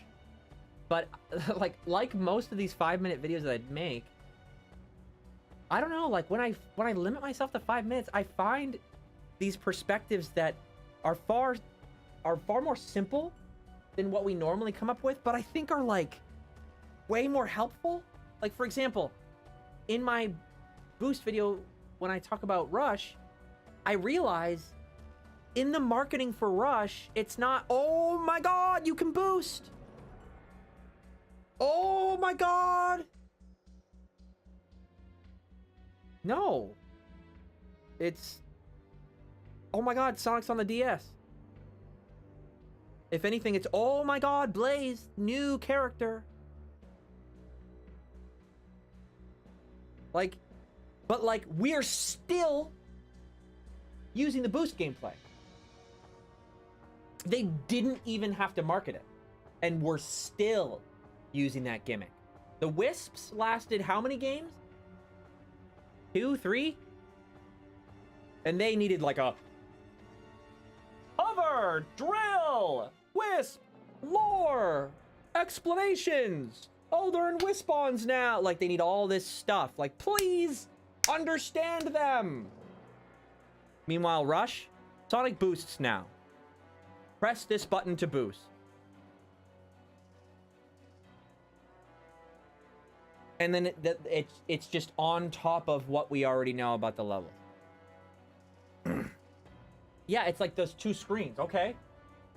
Yeah, but like, it's just like, so what if a Sonic game was on the DS? And it felt, and the 2 screens felt sensible too, because it was like, oh, Sonic has multi-tiered level design. Oh, okay. Cool. I mean, so what I'm saying is like, why can't, whatever mentality led them to going, let's give Sonic a boost and then let's like play with the gameplay, right? Whatever gave them the boldness to go from Sonic Advance 3. Well, maybe Sonic Advance 3 is a bad example. But like just 2D Sonic gameplay to Rush. Sonic Advance 1, I guess. The evolution from Sonic Advance 1 all the way through till Rush. Whatever gave them the confidence to do that, that's all I'm asking for, right? And you know what? I think I gotta make a video about that, because that's the era everyone is hyper fixated on right now, like the games that released in that era.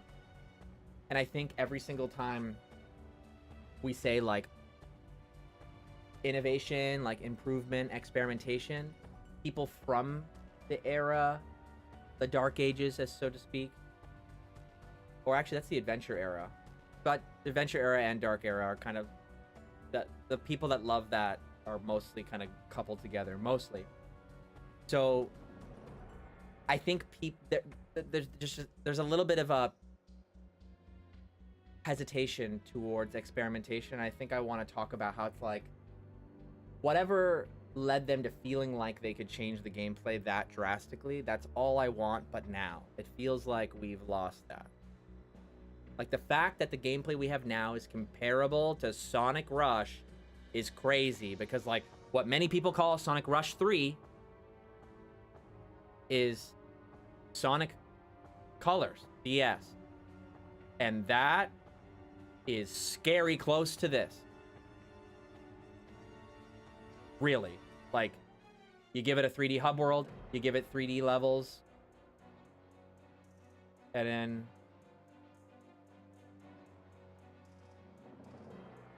like, and that's not what we want. Like that, there's no way that that's what we want. The same thing over and over again. That's why I keep coming back to Dream Team. I'm like, Dream Team it really feels like that, right? They didn't go, it's just a game, right? They were like, this is a game. Marketing wise, they were just like, this is a 3D adventure on a mobile title. You know, that's great. You know what? It's perfect. It is exactly like Sonic Rush was. It's just, what if 3D Sonic game, not just a Sonic game, but what if a 3D Sonic game was on a phone? And they experimented with stuff. So because they could have very easily just done regular 2D Sonic with the double screen thing and Sonic Rush without a boost. But they were like, nah, let's play around. And the same mentality in Sonic Dream Team, yeah, let's play around. Let's make something different. That's all I want. All I want. What I'm worried about is that people who are going to be really loud from being excited about the movie, combined with people who are really loud being like, I'm happy that you like the movie, but it's not for me, so please just like stay away from me. When both those people come together, I'm worried, because you could turn that into a really positive thing, but it won't be if people are not prepared to compromise. The people who think they understand everything about what Sonic is need to be more malleable, less rigid, and open to fresh perspectives and new stuff, which is why I did my whole drawing thing here, where I'm going, you can still capture a similar feeling. You can still capture a similar feeling, but have it be new with new ideas. Go back in the archive. I showed that enough. I want to read way more chat.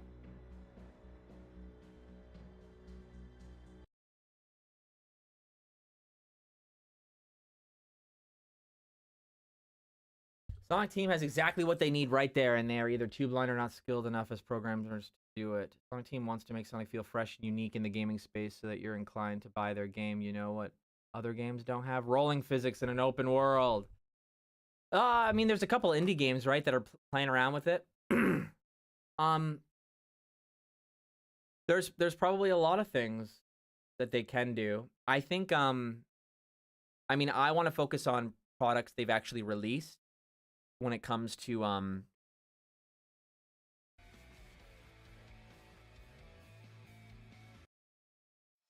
want to stick to things that Sega has officially released when it comes to my feedback, just so that it, I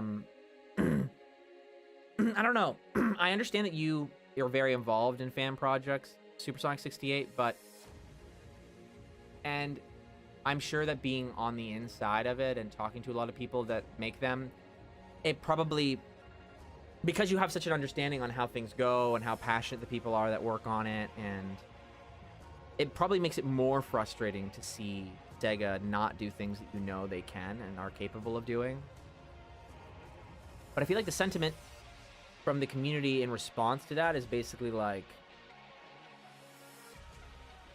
oh, you don't know what it's like at Sega, you don't know what it's like with their like business deadlines, or you don't know what their work conditions are like, or you don't know this, that, like, it gets into this like, what if this, what if that. There is this like intentionally mysterious right? Like, creatives, okay, creatives have to be known to get jobs. You have to know, like, right, a visual artist, you gotta get your name out there, right? Do it for exposure, right? That's the joke, right? So artists, all creatives, writers, 3D modelers, programmers, anyone that makes stuff. In order to get hired, you need to be known. Owners, managers, don't need to be known as much, right? So why do you think the development process really secretive? Do you think it's the creatives who are used to, you know, being very transparent, having to tell stories and like have people like analyze the hell out of it to see if it feels genuine? You know, having to get people know your work, know and make sure you get credit? Or do you think it's the people who tell other people what to do and then sometimes it doesn't go out very well and they kind of don't really feel like it's their fault, so they kind of want to like pin the blame on someone else?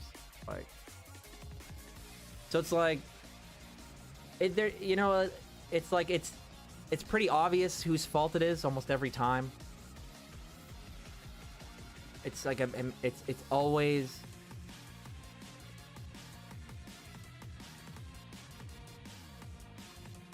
there are creatives that make mistakes. I'm not saying that creatives are impervious to making mistakes, but it is up to us as the audience to figure out and use our media literacy to determine what each one is. So our conversation earlier, right? Sonic Riders sequel or Sonic in a car. If we have media literacy, we can determine which one is a decision made by somebody who is trying to make money versus an artist who is trying to give you a slice, the next evolution into the Sonic world, something these characters would genuinely do. I think an artist making a mistake is also really obvious, but we don't see it as often because I think we used to see it more often. Right now, though, the grip is way too tight on media. You can just feel it in general.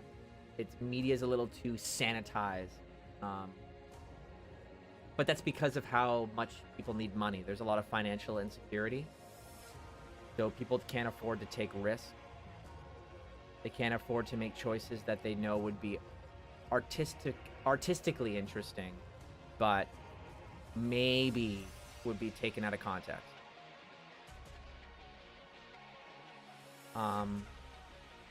Which is why, like, and that frustrates me because that's what leads us to having the same 3D model in Sonic for years, right? That insecurity.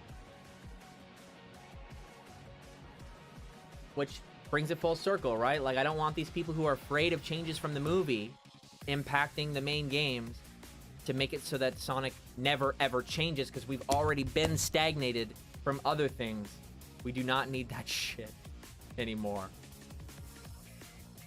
I want movie fans to be involved in speaking about Sonic while learning from the hardcore fans.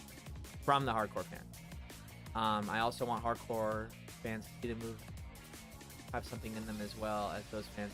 That's the ideal scenario, Sonic, is that both fans learn from each other. That's why the ugly movie Sonic would have been really, really bad, right? Because that would, like, because that's one of those situations where even if it does well, it erases everything that was enjoyable from the series, right? It's just so completely different. I know some people already feel that way about the movies, and in their writing style, yes, so completely different. But for me, it's like Prime would also be off the hook if they said that it wasn't canon. I'd also be like, all right, like, it's a piece of media, cool. Like, Actually, not entirely off the hook, because again, I think the Sonic movie stories, like just structurally, are far more satisfying. Prime like dropped the ball. 9 was interesting. I wish I said more about 9 in my Prime video, but I'll make a sequel. I'll make a sequel one day. Maybe it'll just be about 9. The coolest Sonic villain. Honestly, because I was excited for the idea of Tails being the villain.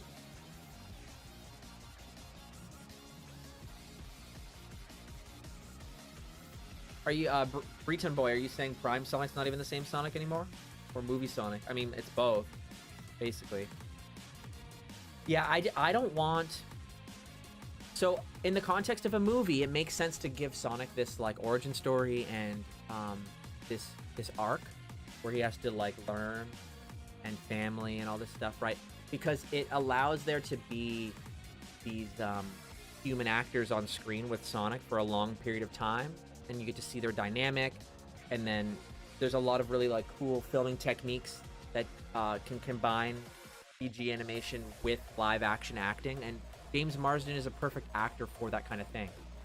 But that's exactly like the cog of the puzzle piece that allows it to fit into Hollywood, right? And I'm very excited. I never even knew that that was a thing, right?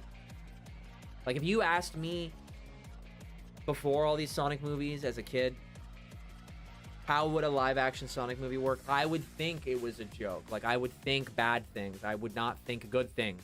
Do we have another member? When did that happen? Why didn't I get notif for it? I don't even know how notifs work. Anyway, Dondred, thank you for being a member. Is there... I think you're our very second member. Sweet. I have 2 members now. Now I can do my...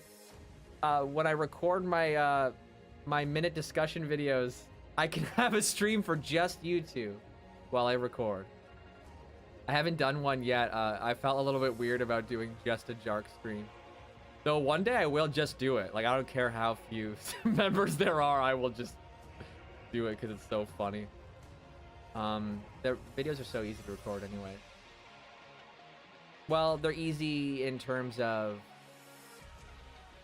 there's no editing. The prep work is what's hard. Wow. No, I'm saying ugly movie Sonic wouldn't have been the same. Yeah, completely different.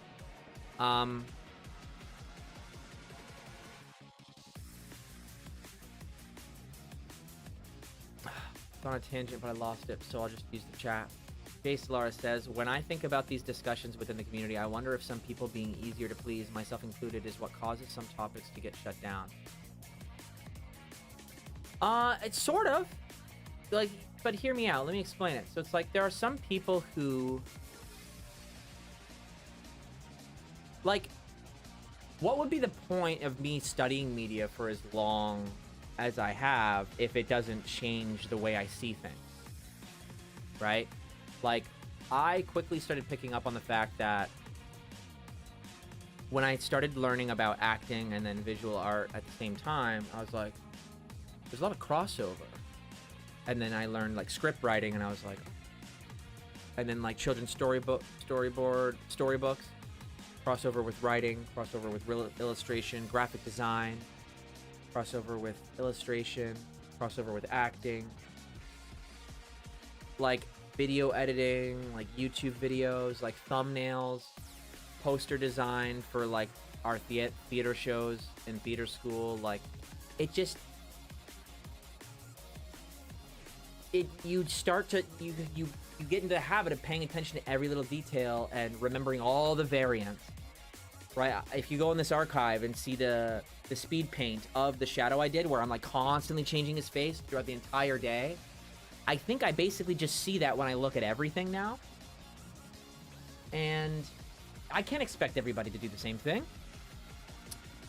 I think there's 2 groups of people who are like me, who do that, but they can't see how someone can't do that. And then someone on the other side who can't see all the different things it can be, and all the different things that other people see. They're like, what are you talking about? I have no idea. Like, you are lost. And for me, the only missing piece that I have, because I'm sure there's a lot of people who have learned a lot of media. I just teach kids media. That's the missing piece that makes me think I can help connect these two things, because I'm used to taking in a bunch of different age ranges and personality types and trying to get them to work together and meet in the middle. So it's about figuring out what two different kind of creative minds are saying and meet in the middle, because the goal of creating something is harmonizing two things together and making something new. Nobody wants it to be exactly what they expected. Nobody wants it to be exactly what they expected, which is why I always go like, there's got to be a compromise here. It would be ridiculous if somebody was like, no, if how could you, even if I had the ability to draw Sonic perfectly, all the characters perfectly, as exactly as I imagine them, I could write them all perfectly, exactly as I imagine. I could do everything. I would be bored. I would need something new. So that's why I'm always like, so even if I could like inject these two people who disagree with like all the skills, they would still need to mix together to create something new and exciting that makes them both really excited. More excited than either of them could have been making something independently. Everybody wants to be surprised, so there's potential in every disagreement for something really exciting.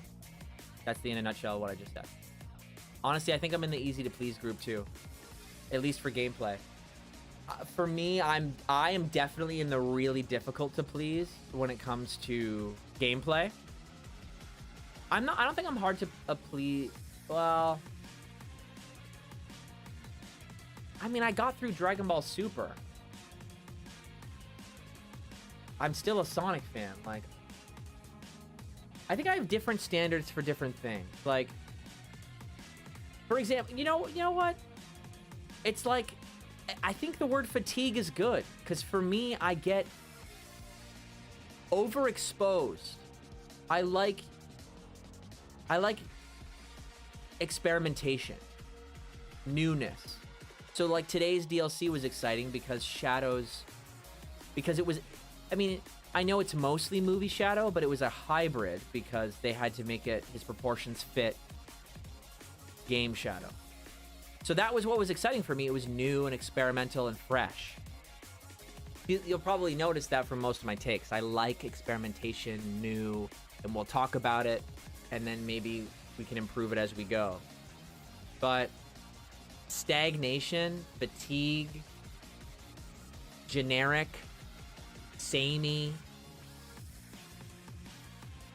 You know what I mean? Like, if Sonic Movie 2 felt almost exactly like Sonic Movie 1, then I'd be like, I'm bored. But there's a sense of evolution, adding more game elements, Robotnik changing radically. Like, a lot of things are developing and changing in those movies. Maybe not Sonic himself. We'll see in the third movie. They say that he develops a lot in the third movie, but we'll see. But that same kind of thing. I guess those movies have got me hooked because it feels like they're experimenting and trying new things. Prime? When they gave us that new transformation or something, when he got the, like, shatter, whatever, I don't even remember. I honestly thought they were going to do some surprising stuff when we got a new transformation. I'm like, oh, because I don't know, it felt for a second like, oh, are they going to try to go, like, Dragon Ball route? Because, like, it seemed like there was a lot of emphasis on combat. So I'm like, oh, they're going to do some really cool, like, abilities with the shatter spaces, and Sonic's gonna get like new abilities, and it's gonna be like he fought differently in that form. That was cool. Like, I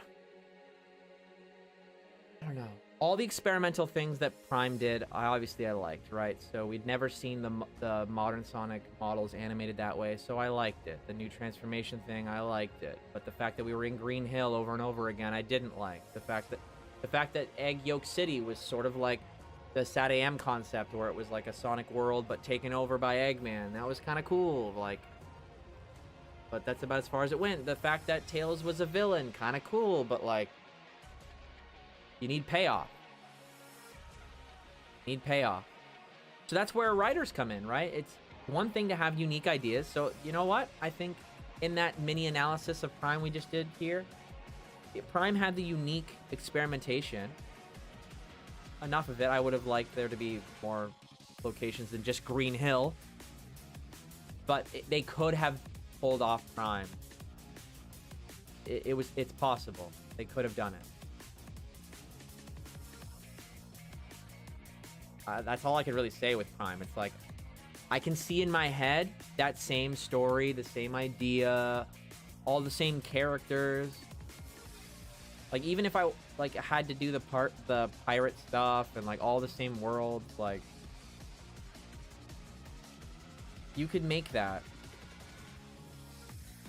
Would it be financially successful if I did more or less the same environments and concepts, but I rewrote the story? Maybe not, right? And that's what makes me hesitant, right? Because I know that the reason that Prime ended up the way that it did is it was intentional, right? Sonic was intentionally changed to go on a story arc that is very effective in cartoons for the target demographic. The cartoon writers are experienced, they know what they're doing, and they made that choice. They made the decision to tell a story in a different way than how Sonic X tells its story. You'll notice a reoccurring theme. Like, I'm watching Dragon Ball Daima right now, and Dragon Ball Daima actually does the same thing with, like, Goku. I mean, they do the same thing with Goku in Dragon Ball, early Dragon Ball 2. There's a lot of shows that do this, though. When you have a main character who is really, really powerful, in order to... I realize I don't need this.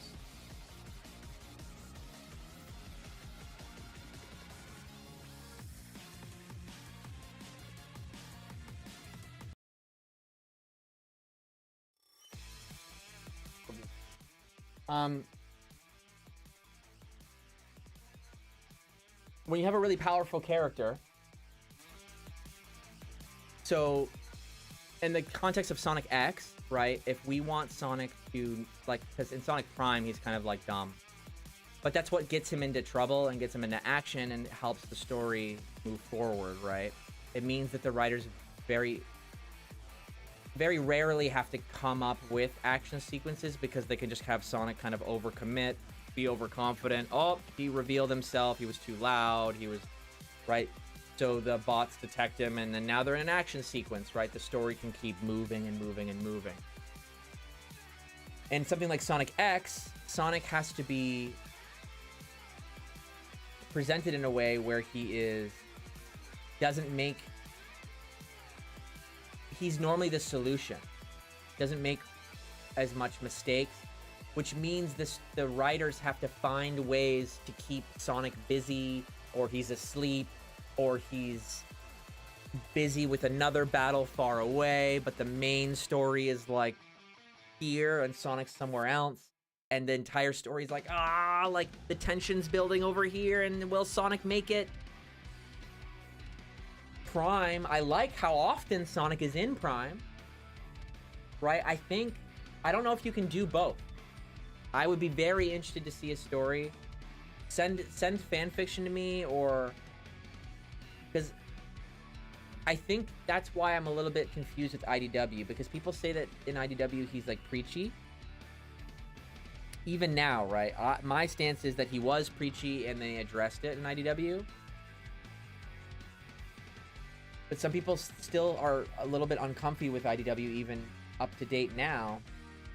And I think that's just because the story focuses on him. Like, he's not treated like he is in Sonic X, where he's the solution, or like Goku is in Dragon Ball, where it's like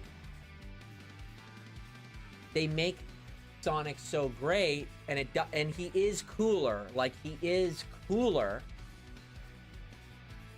Like, I don't even think, like, I'm convinced that I could probably get a Prime fan to agree with that statement. You know what I mean? Like, cooler, not in the sense of like better, objectively. Like, I'm imagining I'm talking to a super fan of Prime right now. We're saying that like Sonic is like cooler in the sense that he is like more put together. So funny enough, he is more of a Prime Sonic, right? At his prime, so to speak. Prime Sonic, on the other hand, is less cool. Like, there's less going on there. But it's very possible someone likes that better because you get more Sonic then. I think you always would. Like, this is where I throw it to you, chat. Do you think it's possible to have that type of Sonic where he is capable, tends to know what to do? Like, yeah, he has flaws still, right?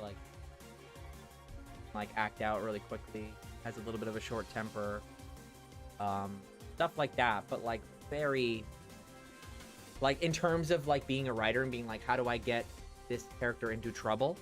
It's very hard to get him into trouble. It's also hard to pin him to a character, right? Like, you want him to be cool, so he has to like follow his own like impulses. So how do you have Sonic just like walking around with Tails and Amy all day?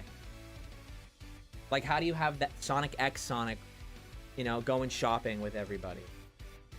You don't. Like, he would if Sonic X Sonic goes, yeah, let's go to the mall. They would go, oh wow, I can't believe Sonic's going to the mall with us. And then there would be like a skip. They're at the mall, and Amy and Tails are like maybe Tails is like looking at a thing like, oh, I didn't know that something like this existed. Wow, I thought I was the only one that could make something like this. And Amy's like, that's really interesting. Like, oh, and it's really cheap too. Sonic would be like in the food court being like, wait, you're saying there's like 4 different types of chili dogs? Like, he would be like, I was trying, the reason I hesitated is because I was trying to not do a chili dog joke. So let me explain. He would be doing something else really far away.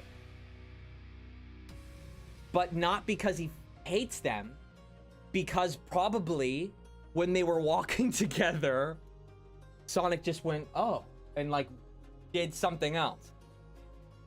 And because Amy and Tails know Sonic's like that, they just like let him do his thing. But that's how that character goes, and then he ends up in his own little thing, and then they get into trouble, and then they're separated, and then they come together again. But that's what makes Sonic cooler, but it also pushes him out of the show. So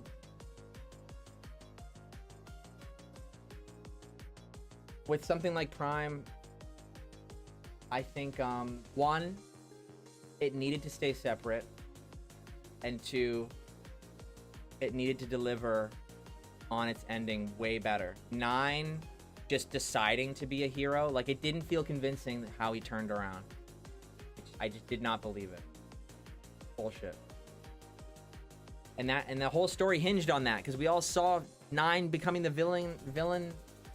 We saw that coming from a mile away. So, you know what? Through that little mini analysis of Prime there, I think, I honestly don't think you can tell Prime's story with X Sonic. It's impossible. I never really liked Sonic being distant like that. Oh, yeah? To me, peak Sonic is that episode of Sonic X where he decides to spend the day with Helen and take her to the flower field in the mountains instead of meeting the president. But yeah, and that's the same thing. He decides, like, but you know what is interesting? He's just, they present that scene really carefully. Super Sonic 68. Like, Helen doesn't ask for help. Sonic's just running around, and Helen her wheelchair is stuck. So, like, there's this pattern, right? So I get why there are purists of Sonic's character. I understand why. Because there is, like, it's simple, like, just like the shapes, right? When I was showing you, okay, here we go. We're gonna do it again. Do it again. But this is where me studying multiple pieces of media, or why I can explain why it helps, because so just like how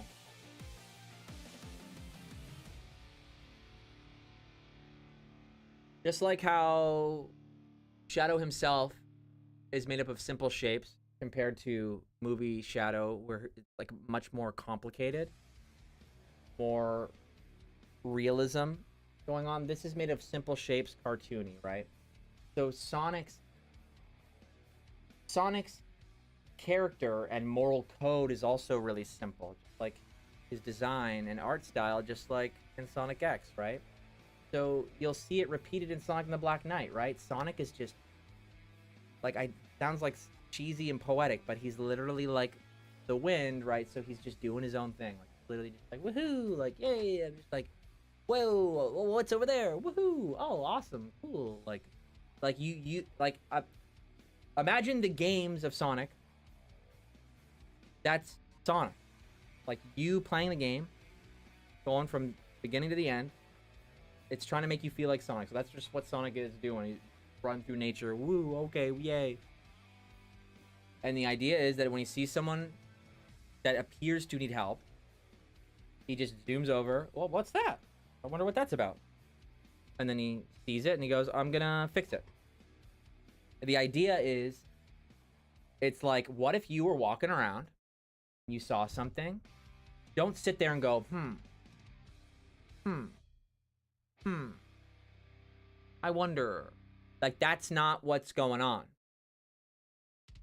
So like, hi. Like, that's not what's happening with Sonic. He's running around doing, like, has a different goal.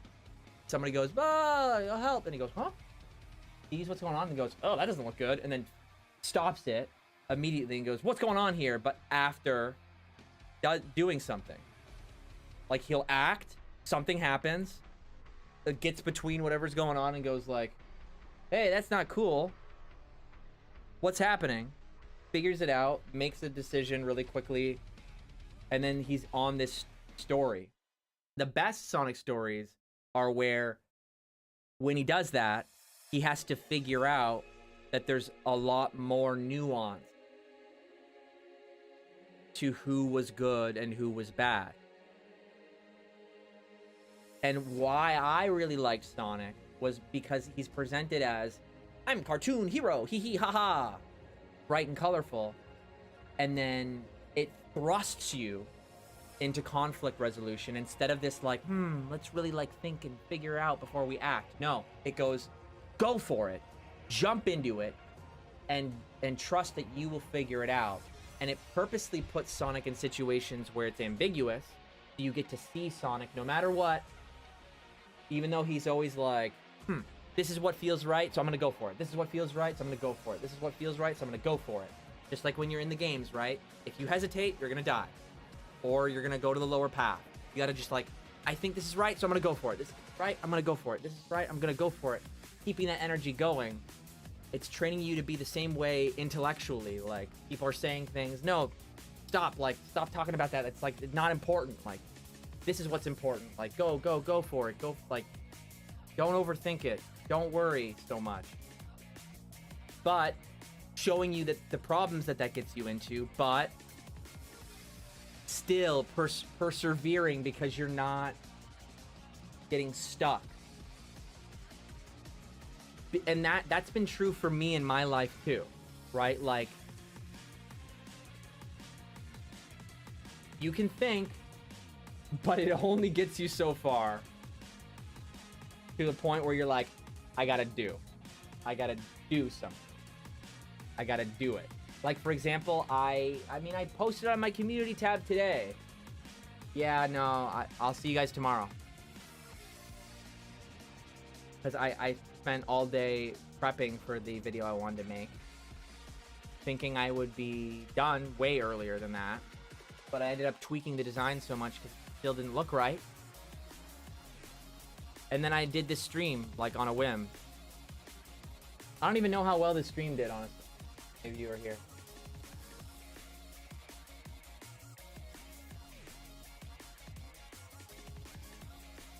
Oh, shit. Yeah, we had like over 50 people at one point. God damn. Okay, so I guess you guys like live streams. Little Big said something, so like, let's read it. Okay, Little Big said, so like, in the same way Ash got new travel partners in different seasons of the Pokemon anime, I think Sonic should constantly surround himself with people in the same, like... You know what? I don't disagree, but let's read the disagreement first. Breachin Boy says, I disagree with that, Little Big. I think a strong point of the Sonic franchise is having reoccurring characters who interact with each other and form different dynamics, not just Sonic. So, Breachin Boy, so just like most things, hey, I get to do it in real time, right? Two people who disagree, but I feel like I'm always in the middle. So, the Resistance, for example, in IDW, I agree with people who think it should disband. I think it made sense, like, when they formed it in Forces, it was exciting because it was new, right? And it made sense in the context of that story. All the new choices being made for that narrative. But now, it feels like it's being leveraged to just not have to explain how all the characters ended up together. But I also agree with Breachin Boy. Because... Oh god, this is a troll.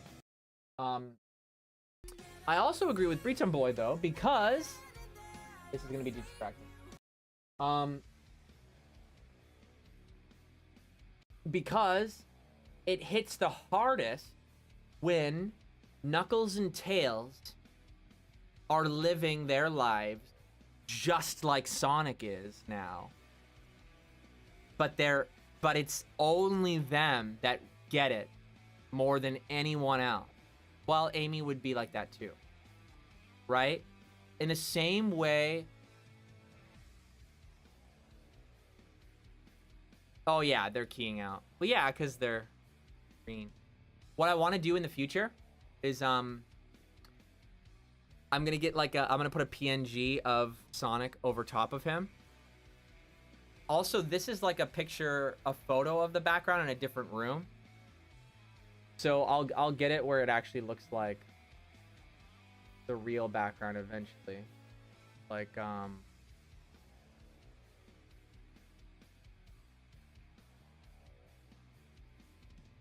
like that. See, but right now it's two mics. But that almost looks real. Minus the crispiness around my head. But there's two mics there now. So I need to take a picture of it without the mic. But for today, I just slapped that on. So it looks sort of familiar. So it's the best when, like, Sonic's on his adventure and, like, he runs into Tails also on his own adventure. Because then it's like, my man, like, yeah. Like, when they see each other. Like, that's what I want. Not like they're already together. Like, the beginning of Frontiers, where it's like, oh, here we are. The Starfall Islands. Ugh. Lost World, where Sonic and Tails are already together. There it is! The Lost Hex! Ugh. No, I want Sonic to be like... I want the start of the story to be just Sonic, like, running. Help! And then he just goes, what's going on over here? And then, like, he saves someone. And then maybe, like, not until, like, cutscene 5. Like, you know what? That's 06! They already freaking knew! The person in the room was like, story, we gotta explain the new stuff first. We gotta make it feel like Tails is already doing his own stuff. Oh, that's what 06 did. Tails and Knuckles end up with... Like Heroes is kind of like that, Dondre, I guess. But, like, my problem with Heroes is, why is Knuckles hanging out with Tails? I would have really liked it if... Honestly... Knuckles is tacked on for the beginning of Heroes. Like, hear me out. As much as you like Heroes, would have been way better if Tails flies down alone, Knuckles isn't there, and they meet Knuckles in the next scene. Like, just animate one more scene. Like, come on. How funny would it be if it's Tails and, like, Sonic's in the back of the tornado and Knuckles is somewhere. Probably on the island. Oh my god! No. Stop. Everyone stop. I can confirm to you right now, there was a scene storyboarded somewhere on a napkin where that's actually what happened. Knuckles is not in that scene at all, and right after, they pick up Knuckles. Because that was the biggest thing on everyone's mind. Where the hell is the Master Emerald? The whole game. There has to have been a scene where they explain that. There's no, like, there was a scene. At some point. Like, I'm not saying, like, it was 3D animated, or... I'm just saying, like, when they were making the game, and they were talking about it, and they were like, oh, this is how it's all gonna work, that was what was in their mind, is, like, not Knuckles just chilling on the back of the tornado. No worries, we got this one. Like, no one even actually talks to Knuckles in that scene. You know that? Like, he's literally just tacked on. Yeah, a remake could fix that. No, like, I just figured that out right now. That scene, Knuckles is not there. I don't care, it's canon now. Knuckles was not there. He's not there. He's not in that scene. He's not in that scene. I'm sorry.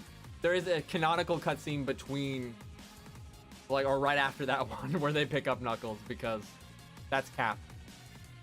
Why would he be there? Like, when I was a kid, I was like, oh, it's kind of charming. Knuckles and Tails hanging out. No. It's not like Knuckles and Tails hate each other, but that's not what happened. Like, I can even break it down even more. Tails has a note from Eggman. So Tails got it first, right? You're Tails, or you're writing Tails. You get a note from Eggman. Where are you going first? To Knuckles? Or Sonic? You're not gonna go, a note from Eggman! I gotta get Knuckles! The only reason that would make sense is if Knuckles is for some reason hanging out with Tails, but then it's the same question. Where is the Master Emerald? I don't know why this guy posted that. But whatever.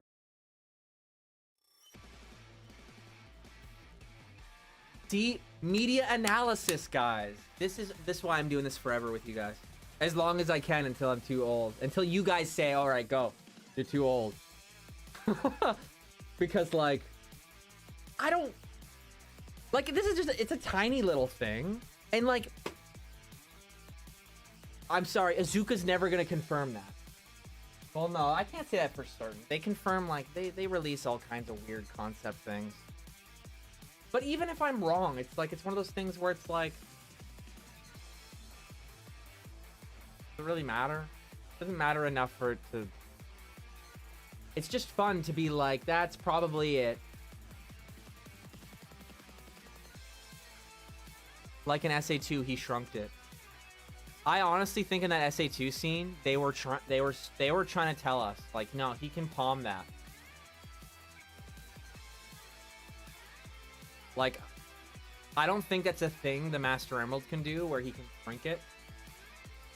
Like, I honestly think that was, like... They were going, no, like, he's holding it with one hand. You're not too old, Evan. You must be 26. Yeah, I'm 26. I'm 26. So I can keep doing this, right? I'll be doing these on my deathbed.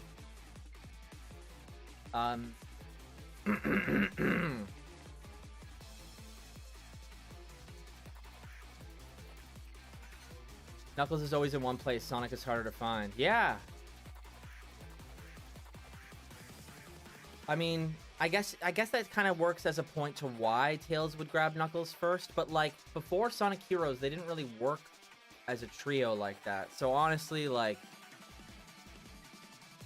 it's no, like, there's no way that the original storyboards isn't just Tails Going straight to Sonic. Sonic, help. Well, I can see them storyboard-wise wanting to just get right into the story, too, so they just throw Knuckles on the plane.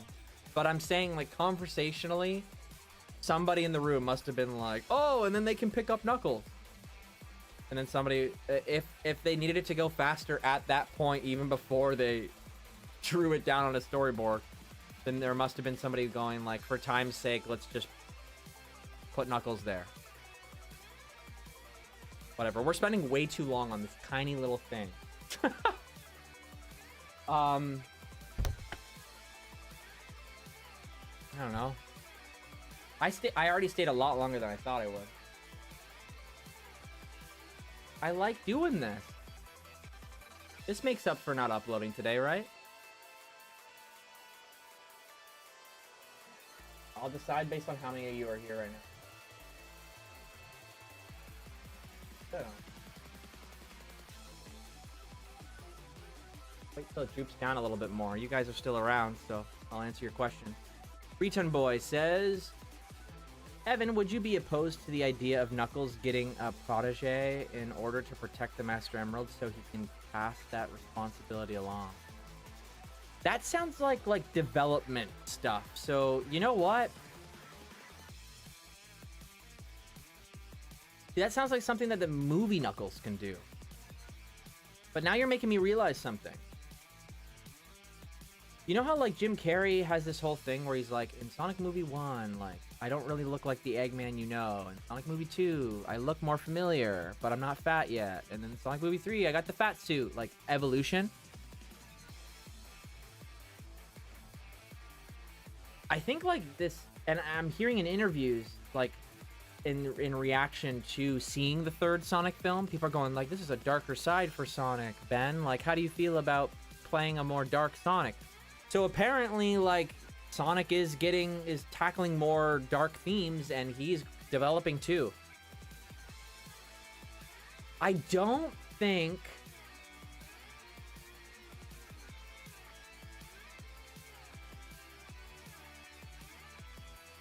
game Sonic I like as a static character, but it's tied to my why I like Sonic, right? Like the Sonic X approach to storytelling for Sonic I like better. I like how Sonic functions more as a solution. I don't think Sonic's perfect. I think he can still make mistakes, but they're typically played for a joke, or they're played to show you that like sometimes thinking, like making quick decisions can be a handful and get you into trouble. But if you keep a cool head and stay calm, you can get through it, which is what Sonic's able to do. And he's supposed to act as an example, like, because there's this feeling of like Sonic gives this feeling in the real world, this feeling to people of security and safety. And I think that's why, because he acts as this example of like following your heart, because a lot of people feel like they can't, right? Like something's happening and they're like, oh, I want to say something, but I can't. They're stuck. Sonic does that.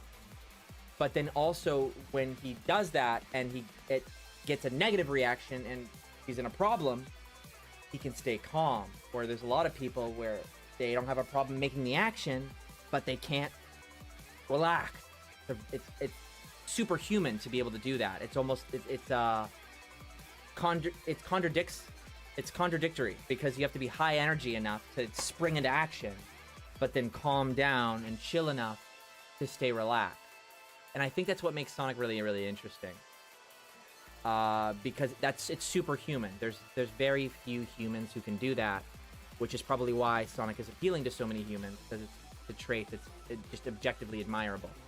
So in order to be able to have that, you do have this static character, because that doesn't develop. It acts as a template of what you could do and how things can play out. And it is possible, but you just need to know when to be calm and when to act. So Tails and Knuckles, this is a long way of answering your question, but Tails and Knuckles, I think, should develop, but only they develop like before meeting Sonic, after meeting Sonic. Amy's like that, right? Before meeting Sonic, after meeting Sonic. But the after meeting Sonic is they become the Amy, the Knuckles, the Tails we know. So the tricky thing about Knuckles developing is, or not being the Guardian, is him being the Guardian of the Master Emerald is so integral. I couldn't do that. I couldn't have somebody else do it. Like in Frontiers, they're saying like he's gonna travel the world or something. Like a fluff, I can't off my face. He wants to travel the world or something. I don't really get that. I don't really understand. But as long as it doesn't change like who he is too much, I don't know. I don't know. It's a really good question. I'm kind of going back and forth on it the more I think about it. What made you ask that question?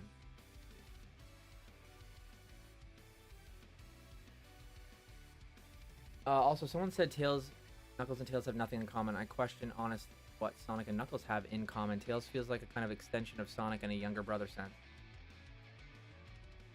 Knuckles and Tails have nothing.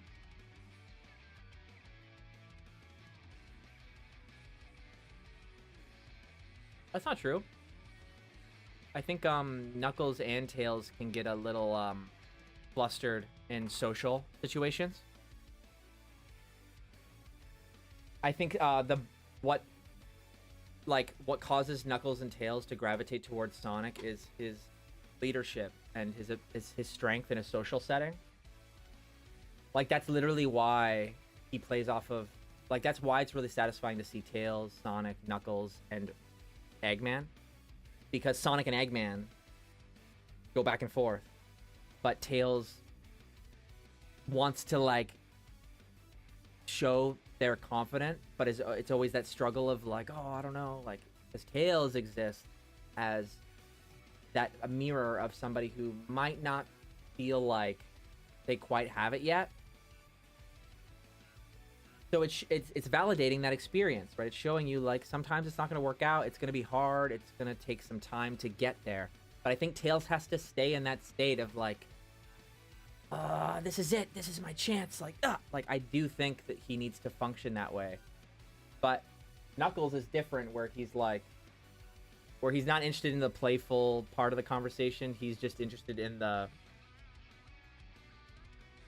like he'll have a very specific question he's trying to get, or piece of information, like where is this, where's that, but he can't get the information he wants out of somebody because he's very easily manipulated by people like Eggman and Sonic. Right? Like in Sonic X, Knuckles versus Sonic, Knuckles is manipulated by Eggman because Eggman says Sonic just wants to stay here because he thinks it's fun and he doesn't give a shit about going back home. And Knuckles tries to talk to Sonic, like, you just think this is a game, like, what are you doing?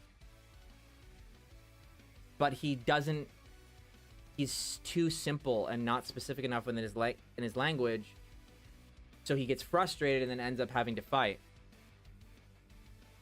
He probably wishes that he could just, like, ask more articulate questions like Sonic does, which is why he like stands next to Sonic and waits for him to have his little conversation with Eggman. That's why he's willing to wait, because he's like I know that like I'm not really, like, if I do this, we're gonna be like punching in like a minute and I'm probably gonna find out later, oh shit, I could have like asked this. Like, that's like, he's gullible, but it's also because he's not as social. I think people take the character bio, he is gullible, and then it's always like he was He was tricked. He was lied to. It's like, or maybe he didn't ask the right questions and he was a little bit less socially aware. Like, that's how you do Knuckles right. He's lacking social awareness. It's an innocence, not stupidity. It's so, like, that's where you get into generic, right? When you get the big muscly guy who's stupid, that's generic.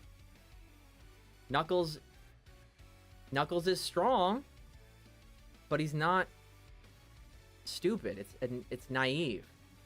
He's naive and hot-headed, which is a bad mix because it means he's not going to ask the right questions.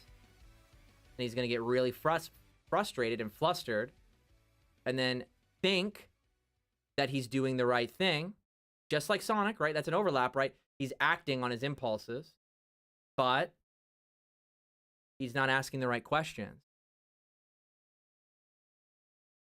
Hey, isn't that interesting? It's tying to the theme that we were talking about with Sonic, right? Where he is able to quickly think and act and trust his gut. But Knuckles is an example of sometimes just trusting your gut and acting, like, can't trust it. Like, you need a sound mind, right? Knuckles doesn't have that mental peace and clarity to meet someone where they are. I don't know, maybe that's why as a kid I focused so much on articulation. And maybe that's why now I'm like really trying to help people communicate. Because I do think that's a strong aspect of Sonic's character too, is he's inquisitive and just curious.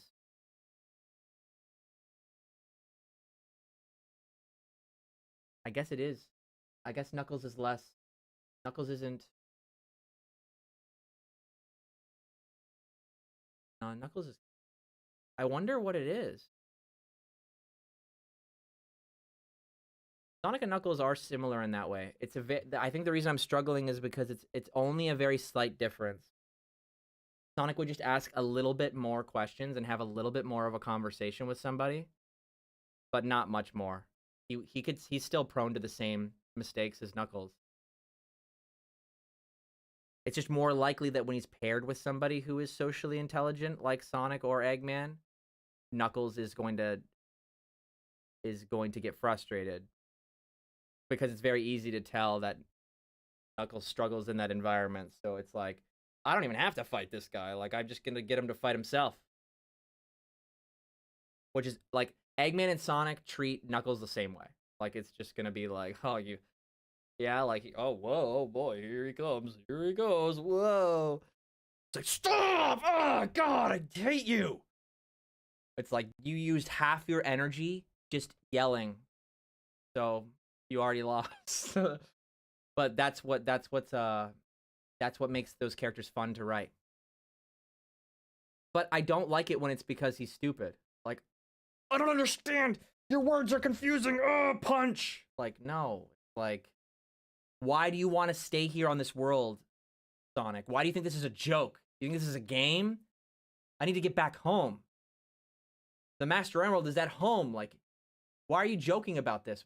Sonic's perspective is like, I don't really know why we're here, but it's a new place. I'm happy to discover it. Right? But Knuckles isn't asking, wait a minute, are you just going through with the flow? Are you just going with the flow? Like, you don't like it here, do you? Like, he didn't ask that. I feel like Sonic would have been like, wait, are you okay? What's wrong? Like, very simple questions. I guess Knuckles just doesn't ask those questions.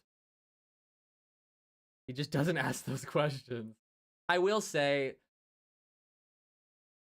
I think even Sonic X played it a little too stupid. Because the scene right before that, where Eggman is like, oh my God, like, Sonic is so bad. It's like, why? I think there's a better way. You know what? Goated. Sonic Adventure. Sonic Adventure does it better than any other game. Where Sonic is holding Chaos Emeralds and it looks like Master Emeralds. And Eggman says Sonic's trying to get Master Emerald. Ask him why he's trying to do that. And he doesn't, he's like, why would Sonic do that? Sonic Adventure is so good. And that's one of the first games where they were presenting these characters. So I'm sorry, but you know they're like sitting there going like, we have to do this right. Right? Because that's essentially them trying to do a similar story beat from Sonic 3, but where they can have a script. So you know that's how Knuckles is supposed to be. And yes, the green one specifically, you are right. So that's the example. Like Sonic X is trying to do that. I think they take it a little too far and unfortunate. I think they do it well after that, but Eggman should not be trusted like Knuckles should. The way they do it in Adventure, where Knuckles fights Eggman after the fight and he wins, Eggman is like, oh, like, that was a good test. Like, I'll just give him another emerald or whatever. And Eggman's like, this is not what you're after anyway. Yeah, he's like even nice. He's like, you're not even after these. You don't even need these. But you're looking for. I need to watch it. We're gonna watch it.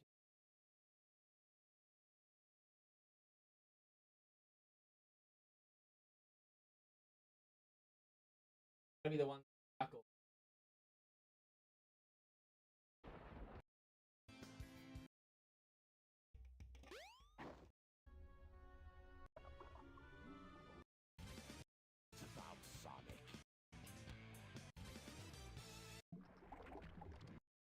All right. Ice Sonic says Sonic Frontiers has that kind of idea. They have Knuckles wanting to attack Sage while Sonic tries to understand her. Both are right. The only reason I don't like that scene is because Knuckles is a hologram. He can't attack.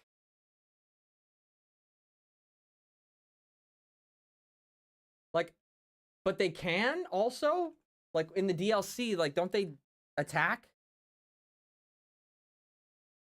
Like, make it make sense. Like, don't they have a scene where, like, Sonic sticks his hand through? Yeah. Knuckles is trying to punch Sonic, and he's like, goes through his hand. So all I see that as is, like, what are you gonna do? What are you gonna do? Wait, doesn't he actually block something? In Frontiers?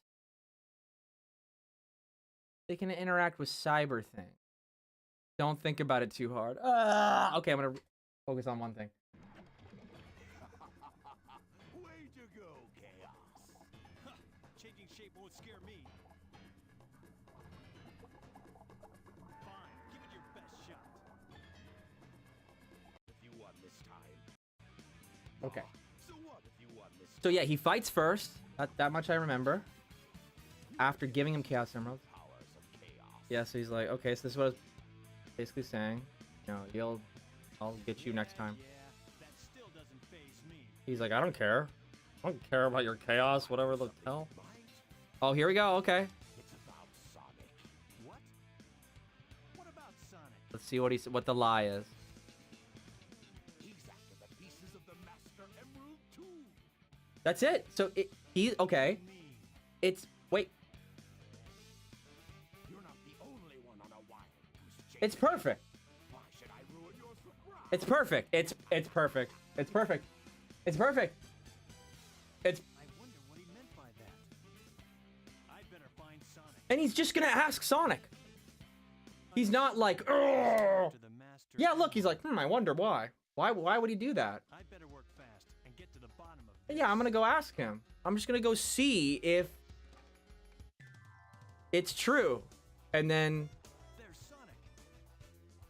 Eggman was right. he's like, oh my god, what the In his hand, what the hell? piece of the Master Emerald.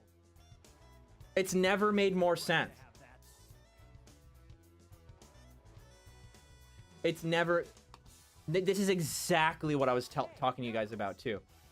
because I said he's not going to ask the right questions. However, in his mind, he's asked enough questions.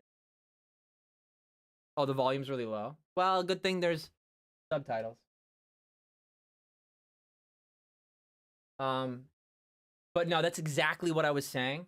Is like in his mind, he has asked enough questions because he saw it. However, it's perfect because Eggman lied just slightly, and Knuckles was curious, went to go get an answer, got his answer, and acted just a little too rash. But Sonic would probably do the same thing. Sonic would probably do exactly the same thing as that.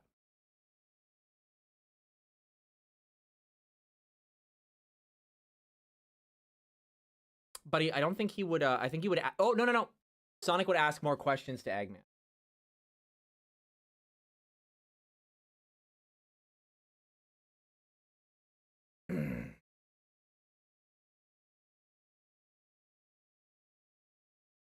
At least in my opinion. I feel like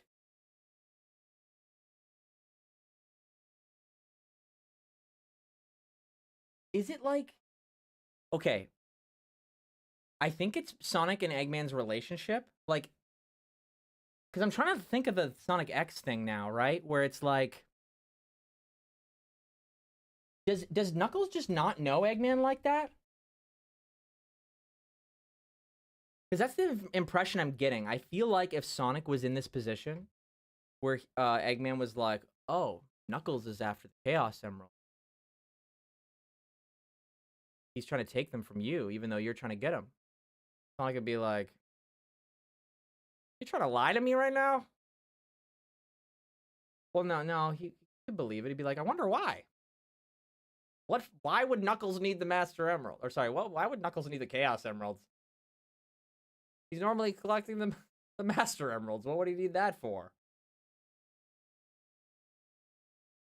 And then, yeah, it would probably just be like, it would probably play out very similarly. He would leave, but I feel like Sonic would be more suspicious. He'd be like, I feel like it's a trap. Like he's just trying to throw me off. So I think it honestly, the only difference in this like acting out really quickly in response to Eggman's manipulation, I honestly think that Sonic and Knuckles are just as rash and act without thinking, but Sonic simply just has more experience with Eggman.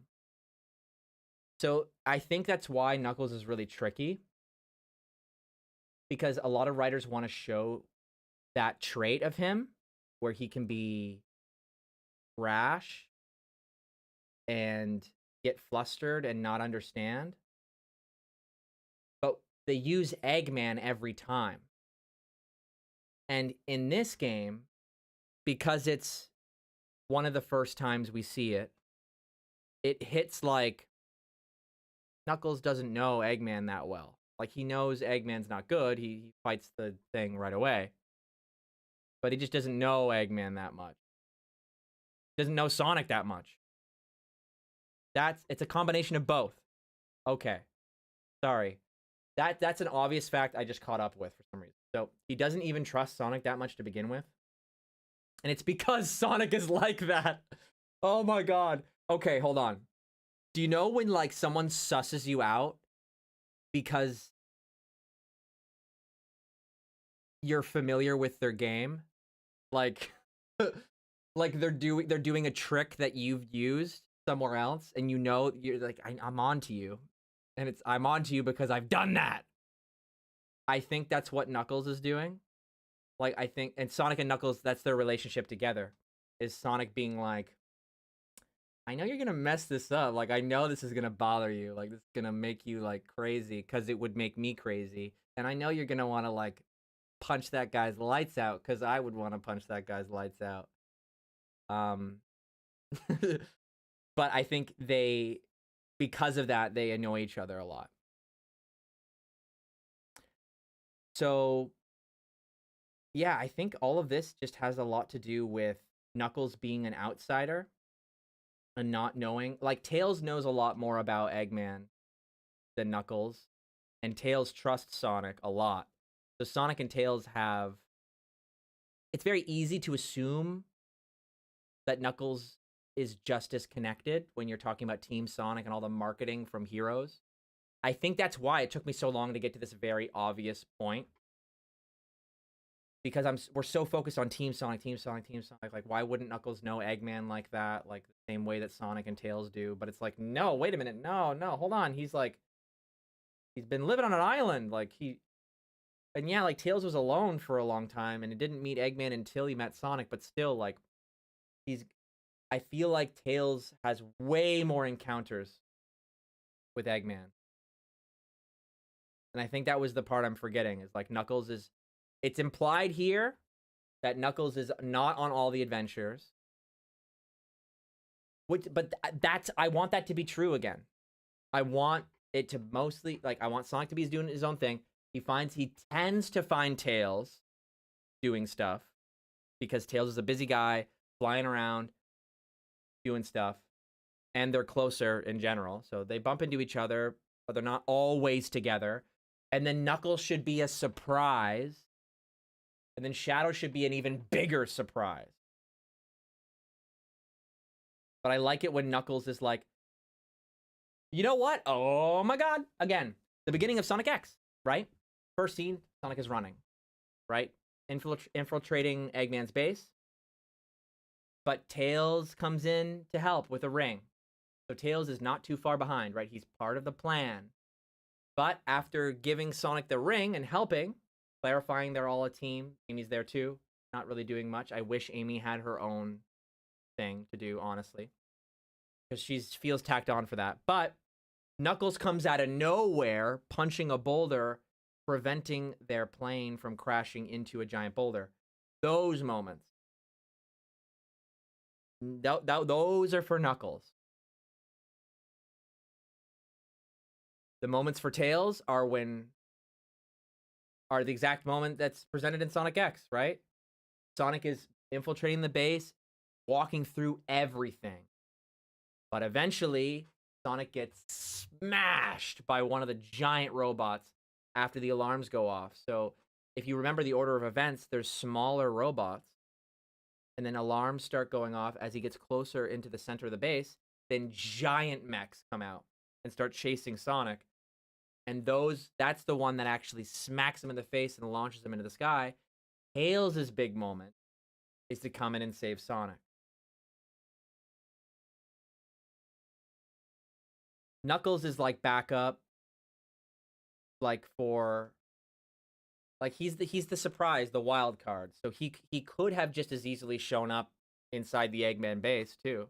But I think I like Knuckles being wild card. Sonic and Tails are like bros.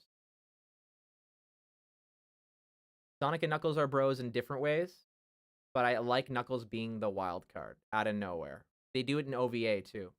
I like that too. The way that they do Knuckles in the OVA. Where they're very bro-like, but like it's Sonic and Tails first, and then Knuckles comes out of nowhere with the save. Shadow ain't like that. I don't know how I would introduce Shadow into a story. I honestly think the only way Shadow works is like the way that Shadow only works when he has his own story. And it just so happens to intertwine with Sonic. Because if you think about it, that's what they've done every time Shadow's been in a game. Because SA2, almost the whole game revolves around Shadow. And he has Dark Story, which tells you his perspective. It intertwines with Sonic. So his story is not really hinged to Sonic. And then you've got Sonic Battle. You can follow Shadow's story exclusively in that game too. Well, not exclusively, but you get his perspective pretty easily. Sonic Heroes, you're playing as Team Dark. All follows Shadow, right? He doesn't go anywhere and do anything for part of the story. You're with him the whole time. It just so happens to intersect with Sonic's. And then Shadow Generations. Same way. I think that Shadow is another main character. Kind of crazy to say, but like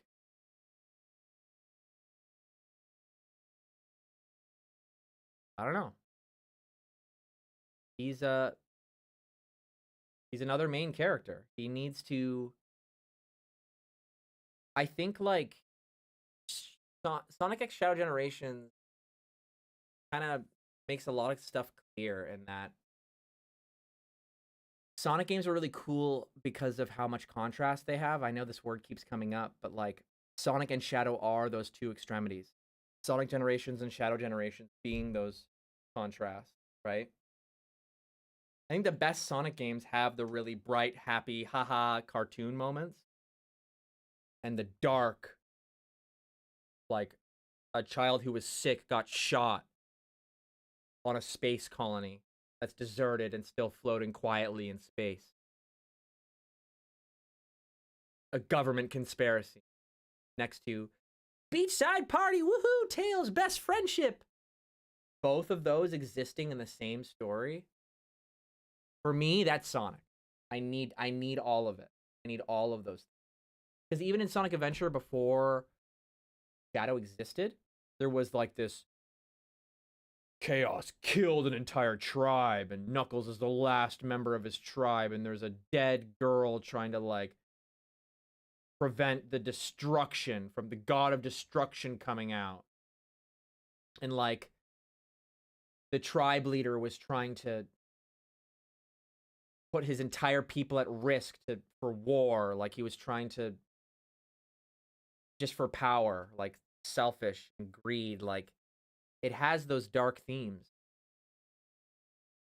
06 had it too. Yeah, I would say 06 has it too. DH Animate says, in my head canon, I think the difference between classic stuff and the modern stuff is because a 3-year time skip. Like, I think classic Sonic is 12. Sonic is... I'm a firm believer in that there's, you can combine. Like, fine, what I mean. I don't... Firm believer. I should make a video in how I think classic... Because my favorite Sonic isn't the current modern Sonic model, my favorite designs currently, okay. I believe my favorite Sonic ever of all time is To Be Seen. Okay? My favorite stuff is like new, fresh, exciting. So I really want to encourage the creative teams at Sonic Team to experiment. No, I keep saying that. So that is definitely what I want more than anything. However, because right now, based on what I've seen in Sonic's history, my favorite thing is SA1 promo art, kind of 3D renders, like early 3D renders, that era. Like it is the transition between classic Sonic to what we know as modern. So I'm a pretty firm believer in that classic Sonic and modern Sonic are kind of the same. Like I don't see them as very different. Like I can draw I'll draw it one day. I'll probably make a video on it, but like my modern Sonic has a very round body. Not too tall. Like still kind of very rounded arms like classic Sonic has, like very noodly, like has like design-wise is not like if we're going to say Adventure Sonic and Modern Sonic are different things, then like if we're saying Adventure Sonic and Modern Sonic are different, then Classic Sonic and Adventure Sonic are different. But if there are people in this chat who say Adventure Sonic and Modern Sonic are the same thing, then I think there's just as much argument to say Adventure Sonic and Classic Sonic are the same thing. That's for me. Like it's right in the middle. Like ever since Generations, I've always felt like I'm like, there is a third Sonic in there. I've always felt that way. But because Generations really solidified it, it made the discussion for that impossible. But I do think, like, in my perfect world, if everything was controlled by me, Sonic Generations would have 3 Sonics. So I think there's just as much excuse, or I think there's just as much of an argument to say that you can take what is known as the modern Sonic design and apply it to classic Sonic and make it look good, just as much as you can say adventure Sonic stuff in modern. Like, all it's like. So as far as I'm concerned, it's all the same thing. Basically, my answer. Which is why I always talk about them like the shape language. Like, what is the intention of these characters? What is their character's personality? Like, what is the functionality of it? Like, you know what I mean? Like, Sonic is supposed to, like, him looking all pudgy and rounded, like in the cutesy classic Sonic that we see right now. That has a marketing purpose. It makes sense in the context of Sonic Superstars, but Sonic Superstars doesn't have a pronounced narrative. So Sonic's personality isn't in the forefront.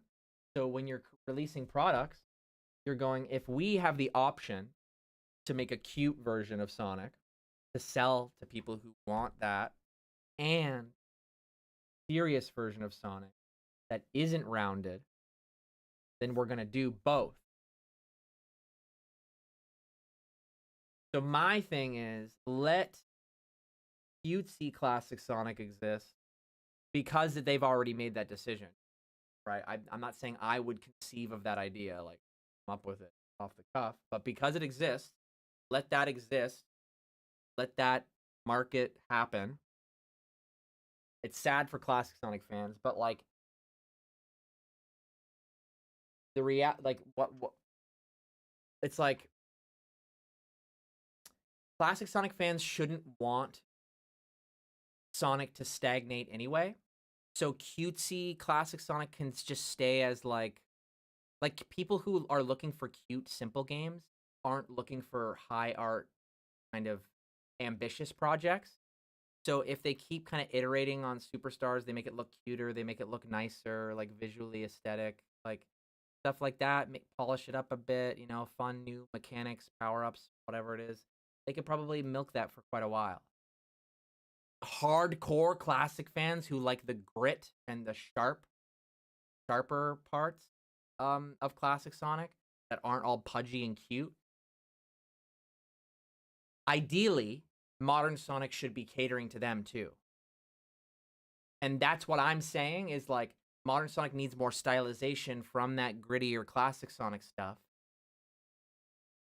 And I feel like if I was in charge, modern Sonic would feel like it has that a little bit of that classic Sonic flavor, that grit from classic Sonic, like actual Sega Sonic, classic Sonic. Again, I'll have to draw it one day, but I think that should all be the same thing. Like there should be cute Sonic stuff and I guess epic Sonic stuff, right? Like things where it's for the purpose of the narrative. It's to show how intense these stories can be, how cinematic they can be. And then the other one is just like these designs are simple and cute. It should make you feel good. It should be kind of mindless and let you escape, not overthink things. Simple fun. Sonic can be that and this. Jace Laura says, I also think making classic Sonic solely cute is alienating to certain fans like him. So Jace Loris, it's like this is going to be especially hard for us to talk about in chat because I'm using titles like classic Sonic as we know him right now. Like when I say classic Sonic and when I say classic Sonic official render, the first thing that pops up in your head, that I would rebrand to like cute Sonic or something, not publicly, internally. Okay, just for the sake of this conversation, cute Sonic. Sega Sonic, classic Sonic, like actually classic Sonic from like Sonic 1, 2, 3 from like the Japanese manuals, the Japanese art style, original designs from Naoto Oshima. That gets absorbed into what you know as modern Sonic, combined together to create epic Sonic. So we have cute Sonic who might even also inherit, because if we're taking current classic Sonic from Superstars or generations, I guess, that does kind of have modern Sonic rounded edges on it too. So it's taking all the soft stuff, all the rounded edges, all the like pudgy stuff, chubby, put it there. Sharp, angular, snappy, grittier, intensity, action, right? Like, and there's a certain level of height you need to pose for action sequences. So it's not about like classic is short, modern is tall. It's like OVA Sonic is like, look at the Sonic on screen right now. What is this? That Sonic? That Sonic? Look how short his legs are. That's Adventure Sonic. OVA Sonic. Where's OVA? Sonic OVA. OVA. Good one. They told me to get rid of my Google search one. Oh my god, Sonic OVA. Good. His legs are so long, bro. And that's classic Sonic?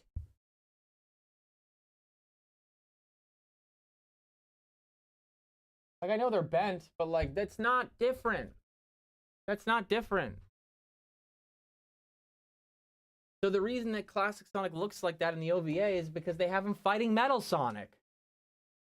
So when you do action sequences, you make the legs longer because of the posing, right? You need to be, like, when they're pudgy like that, like, when their legs are stubby, all you can do is run and jump. You're not going to be doing a lot of kicking or, like, battle stances, right? So you look like you have a wide stance. Like, Superstar Sonic doing that, he's like, ugh. Like, he's just like a little, like, hamster trying to, like, do a battle stance. Like, but, like, OVA Sonic really extends out. Like, even, and it's also the exact reason why Toriyama aged up Goku. But also, Dondre, you'll notice that in Daima, releasing literally right now, they brought him to a kid again, and yet they're still going, oh, there's a lot of action sequences. But the big difference with Kid Goku's design in Daima versus early Dragon Ball is that he's not pudgy. It's the chubbiness. He has thin arms and legs, and it's just so that you have a silhouette. See how the space between my arm and the more of a dynamic silhouette and showing the depth, it can show the stance, which just makes you look more ready to fight. It's just more appealing to look at.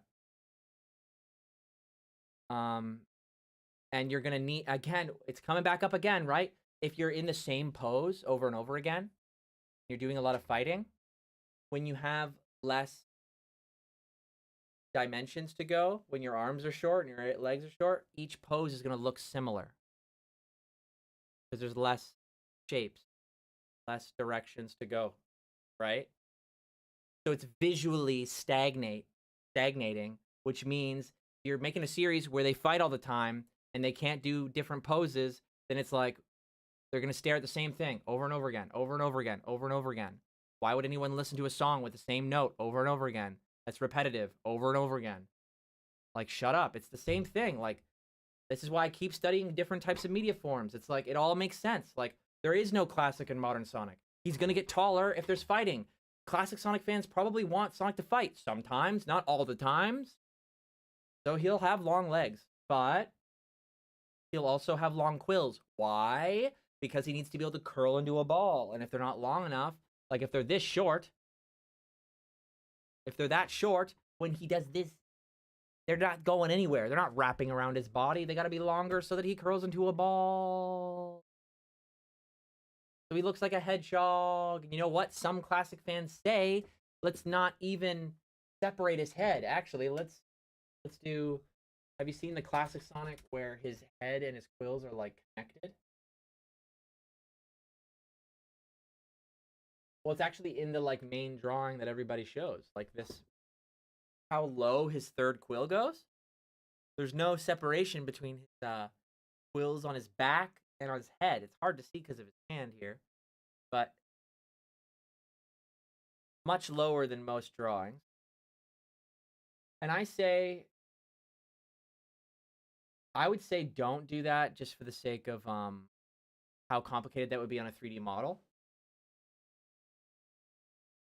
But the quills need to have that same idea where they take up the same space. Because see, if I move my mic, it still has that hedgehog aspect where those quills fill up that whole back area.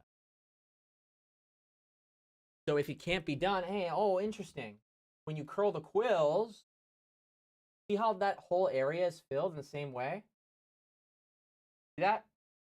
So look at the negative space. Point. Let's see if I can point to. Actually, I'll just make it bigger and make tab. I gotta zoom. Okay. So we're gonna move me over. Okay. So which way do I have to? Okay. So when I say negative space, I'm talking about okay, I'm talking about the area between quills. Here, here. So pay attention to these because they're all around the even size. And that's good because it literally you can see them kind of folding into each other to make a ball before he even starts doing it. And then, oh, very interesting. One, two, oh god, I can't go that far. Three. They're around the same size, but they're longer and curling.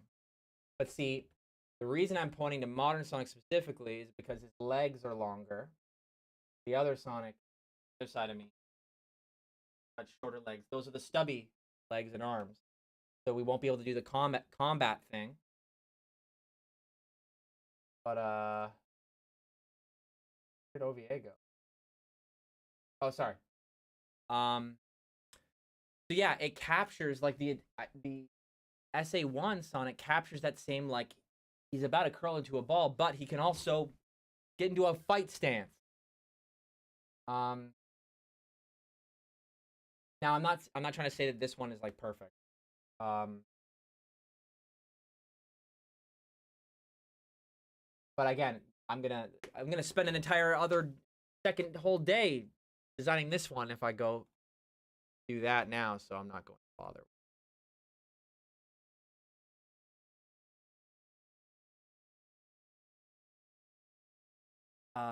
And also modern Goku can make up for his short limbs with how fast he fact that he can fly. Well, yeah, but either way, you want the dynamic posing, like whether or not you can fly or like the reason still stands as to why Toriyama originally aged his characters up.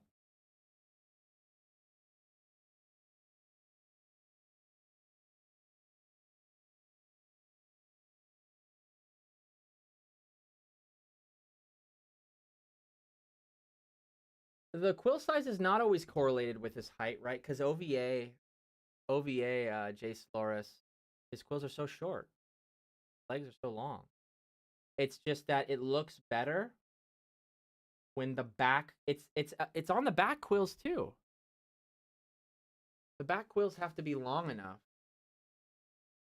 so that you have the same amount of negative space between quill and back quill too down there.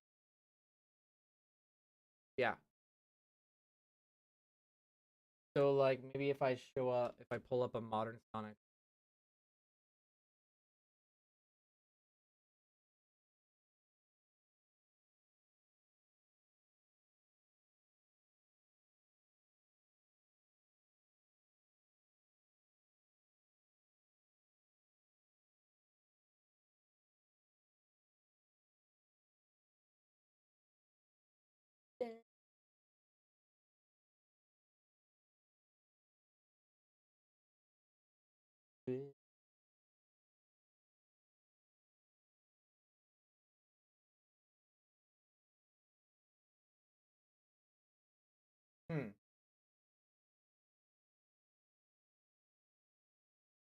See, this is one of those things where it's like we started the stream with this, where it's like he makes more 3D sense. Sorry.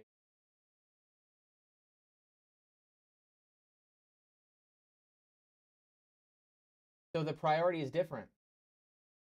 Show you. Move me again. The priority is different for modern Sonic. I can see him in 3D. I know what he's gonna look like in 3D. I can see him in a Pixar movie.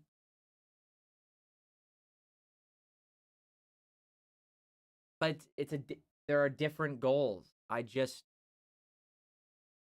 don't see him curling up into a ball.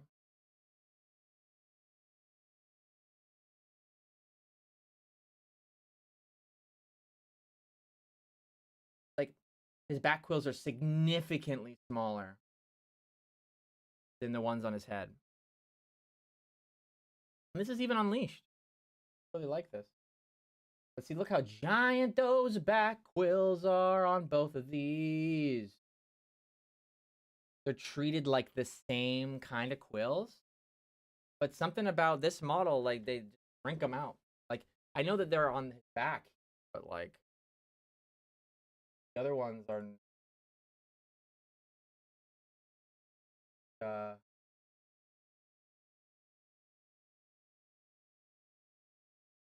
like, even Yuji Yukawa's new art. Like, see that? See the size difference in back quill compared to the last quill.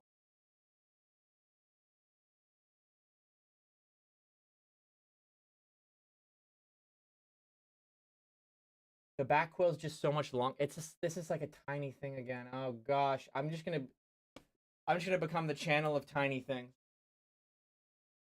tiny little details. Now that means it's time for bed.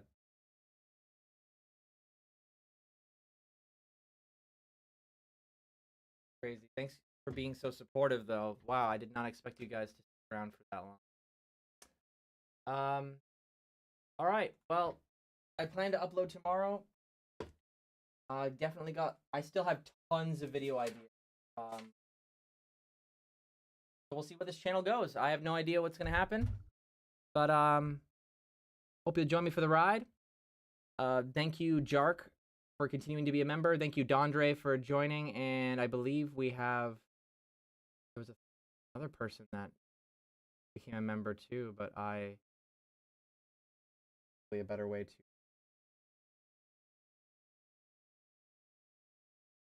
Oh yeah, Lords.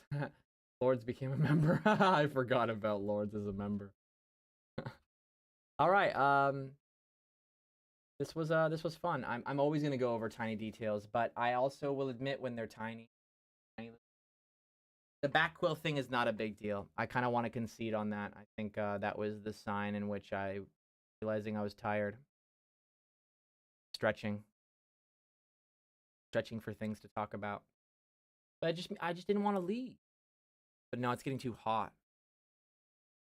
You guys see my earlier videos, how I just start melting and sweating? I need to figure out how to cool it off in here. Like, it is freezing outside. But because all my lights are on, I'm starting to sweat. Luckily, it's the winter. But imagine the summer. God, die. All right. Lots more stream improvements. A lot more content improvements coming. Like, I have a lot of ideas. They're just going to be very incremental. Yeah, I don't know. Thanks, guys. Thanks, guys, for continuing to support me for so long, because I can't believe how long I've done this.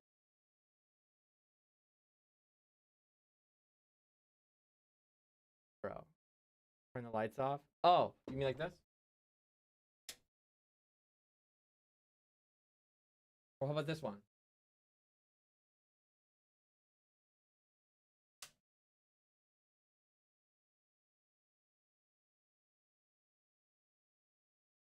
What about this?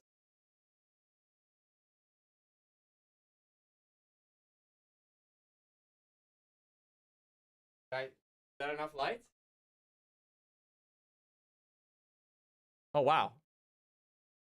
Can you see me? Like you can see me just a little bit. Ooh. Yo. What so people who are joining right now, what do you think they're thinking? What do you think they're thinking? Oh, Evan finally loses his shit. That's it. No more fucking Sonic games. No more. Done.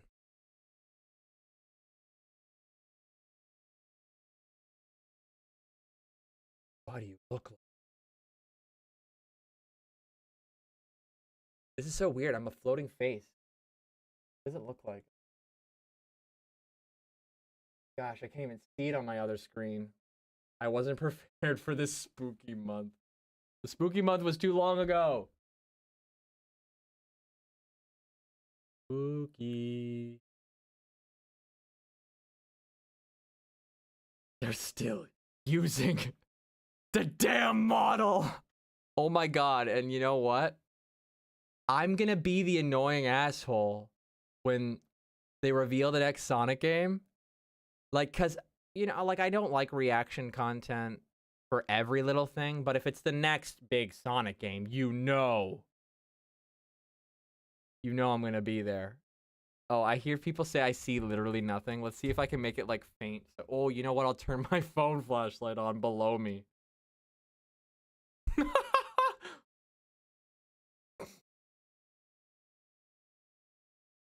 um, damn model.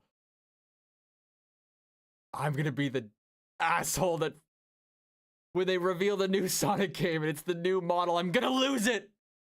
I'm gonna fucking lose it. I swear to God. Please update the model. Its face. The model's face. Okay, I'm gonna be specific because they're gonna probably just change like the shoes or something. And I'm gonna lose my mind. I'd mostly just need the face updated. Upgrade. Upgrade. Face. Model. That's it. Okay? And remember when I said for Frontiers on Tails channel, all I want is updated animations. We technically got updated animations. Not by a lot, but we did. I look like the Shrek guy, right? Like the mirror on the wall. It's just like a floating face. Hello. Oh, wait, I gotta turn the chroma key off because that makes it look weird. Let's all agree, though. All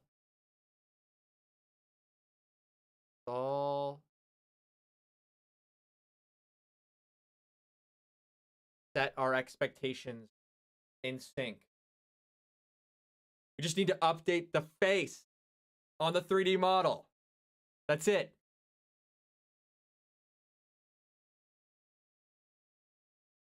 I was like about to leave, but now I like this. What is this stream?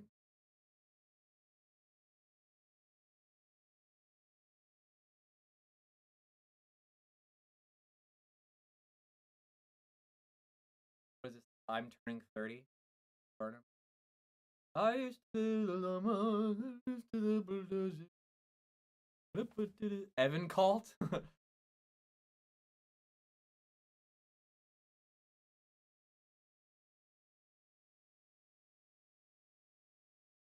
Tell me why the model.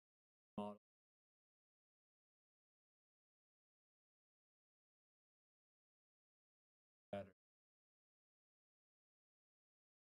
Tell me.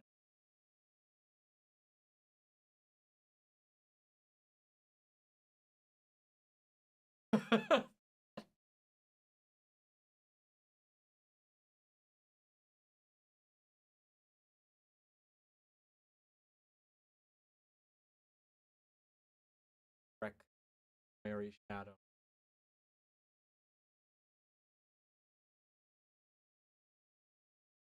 Okay. Good night, guys.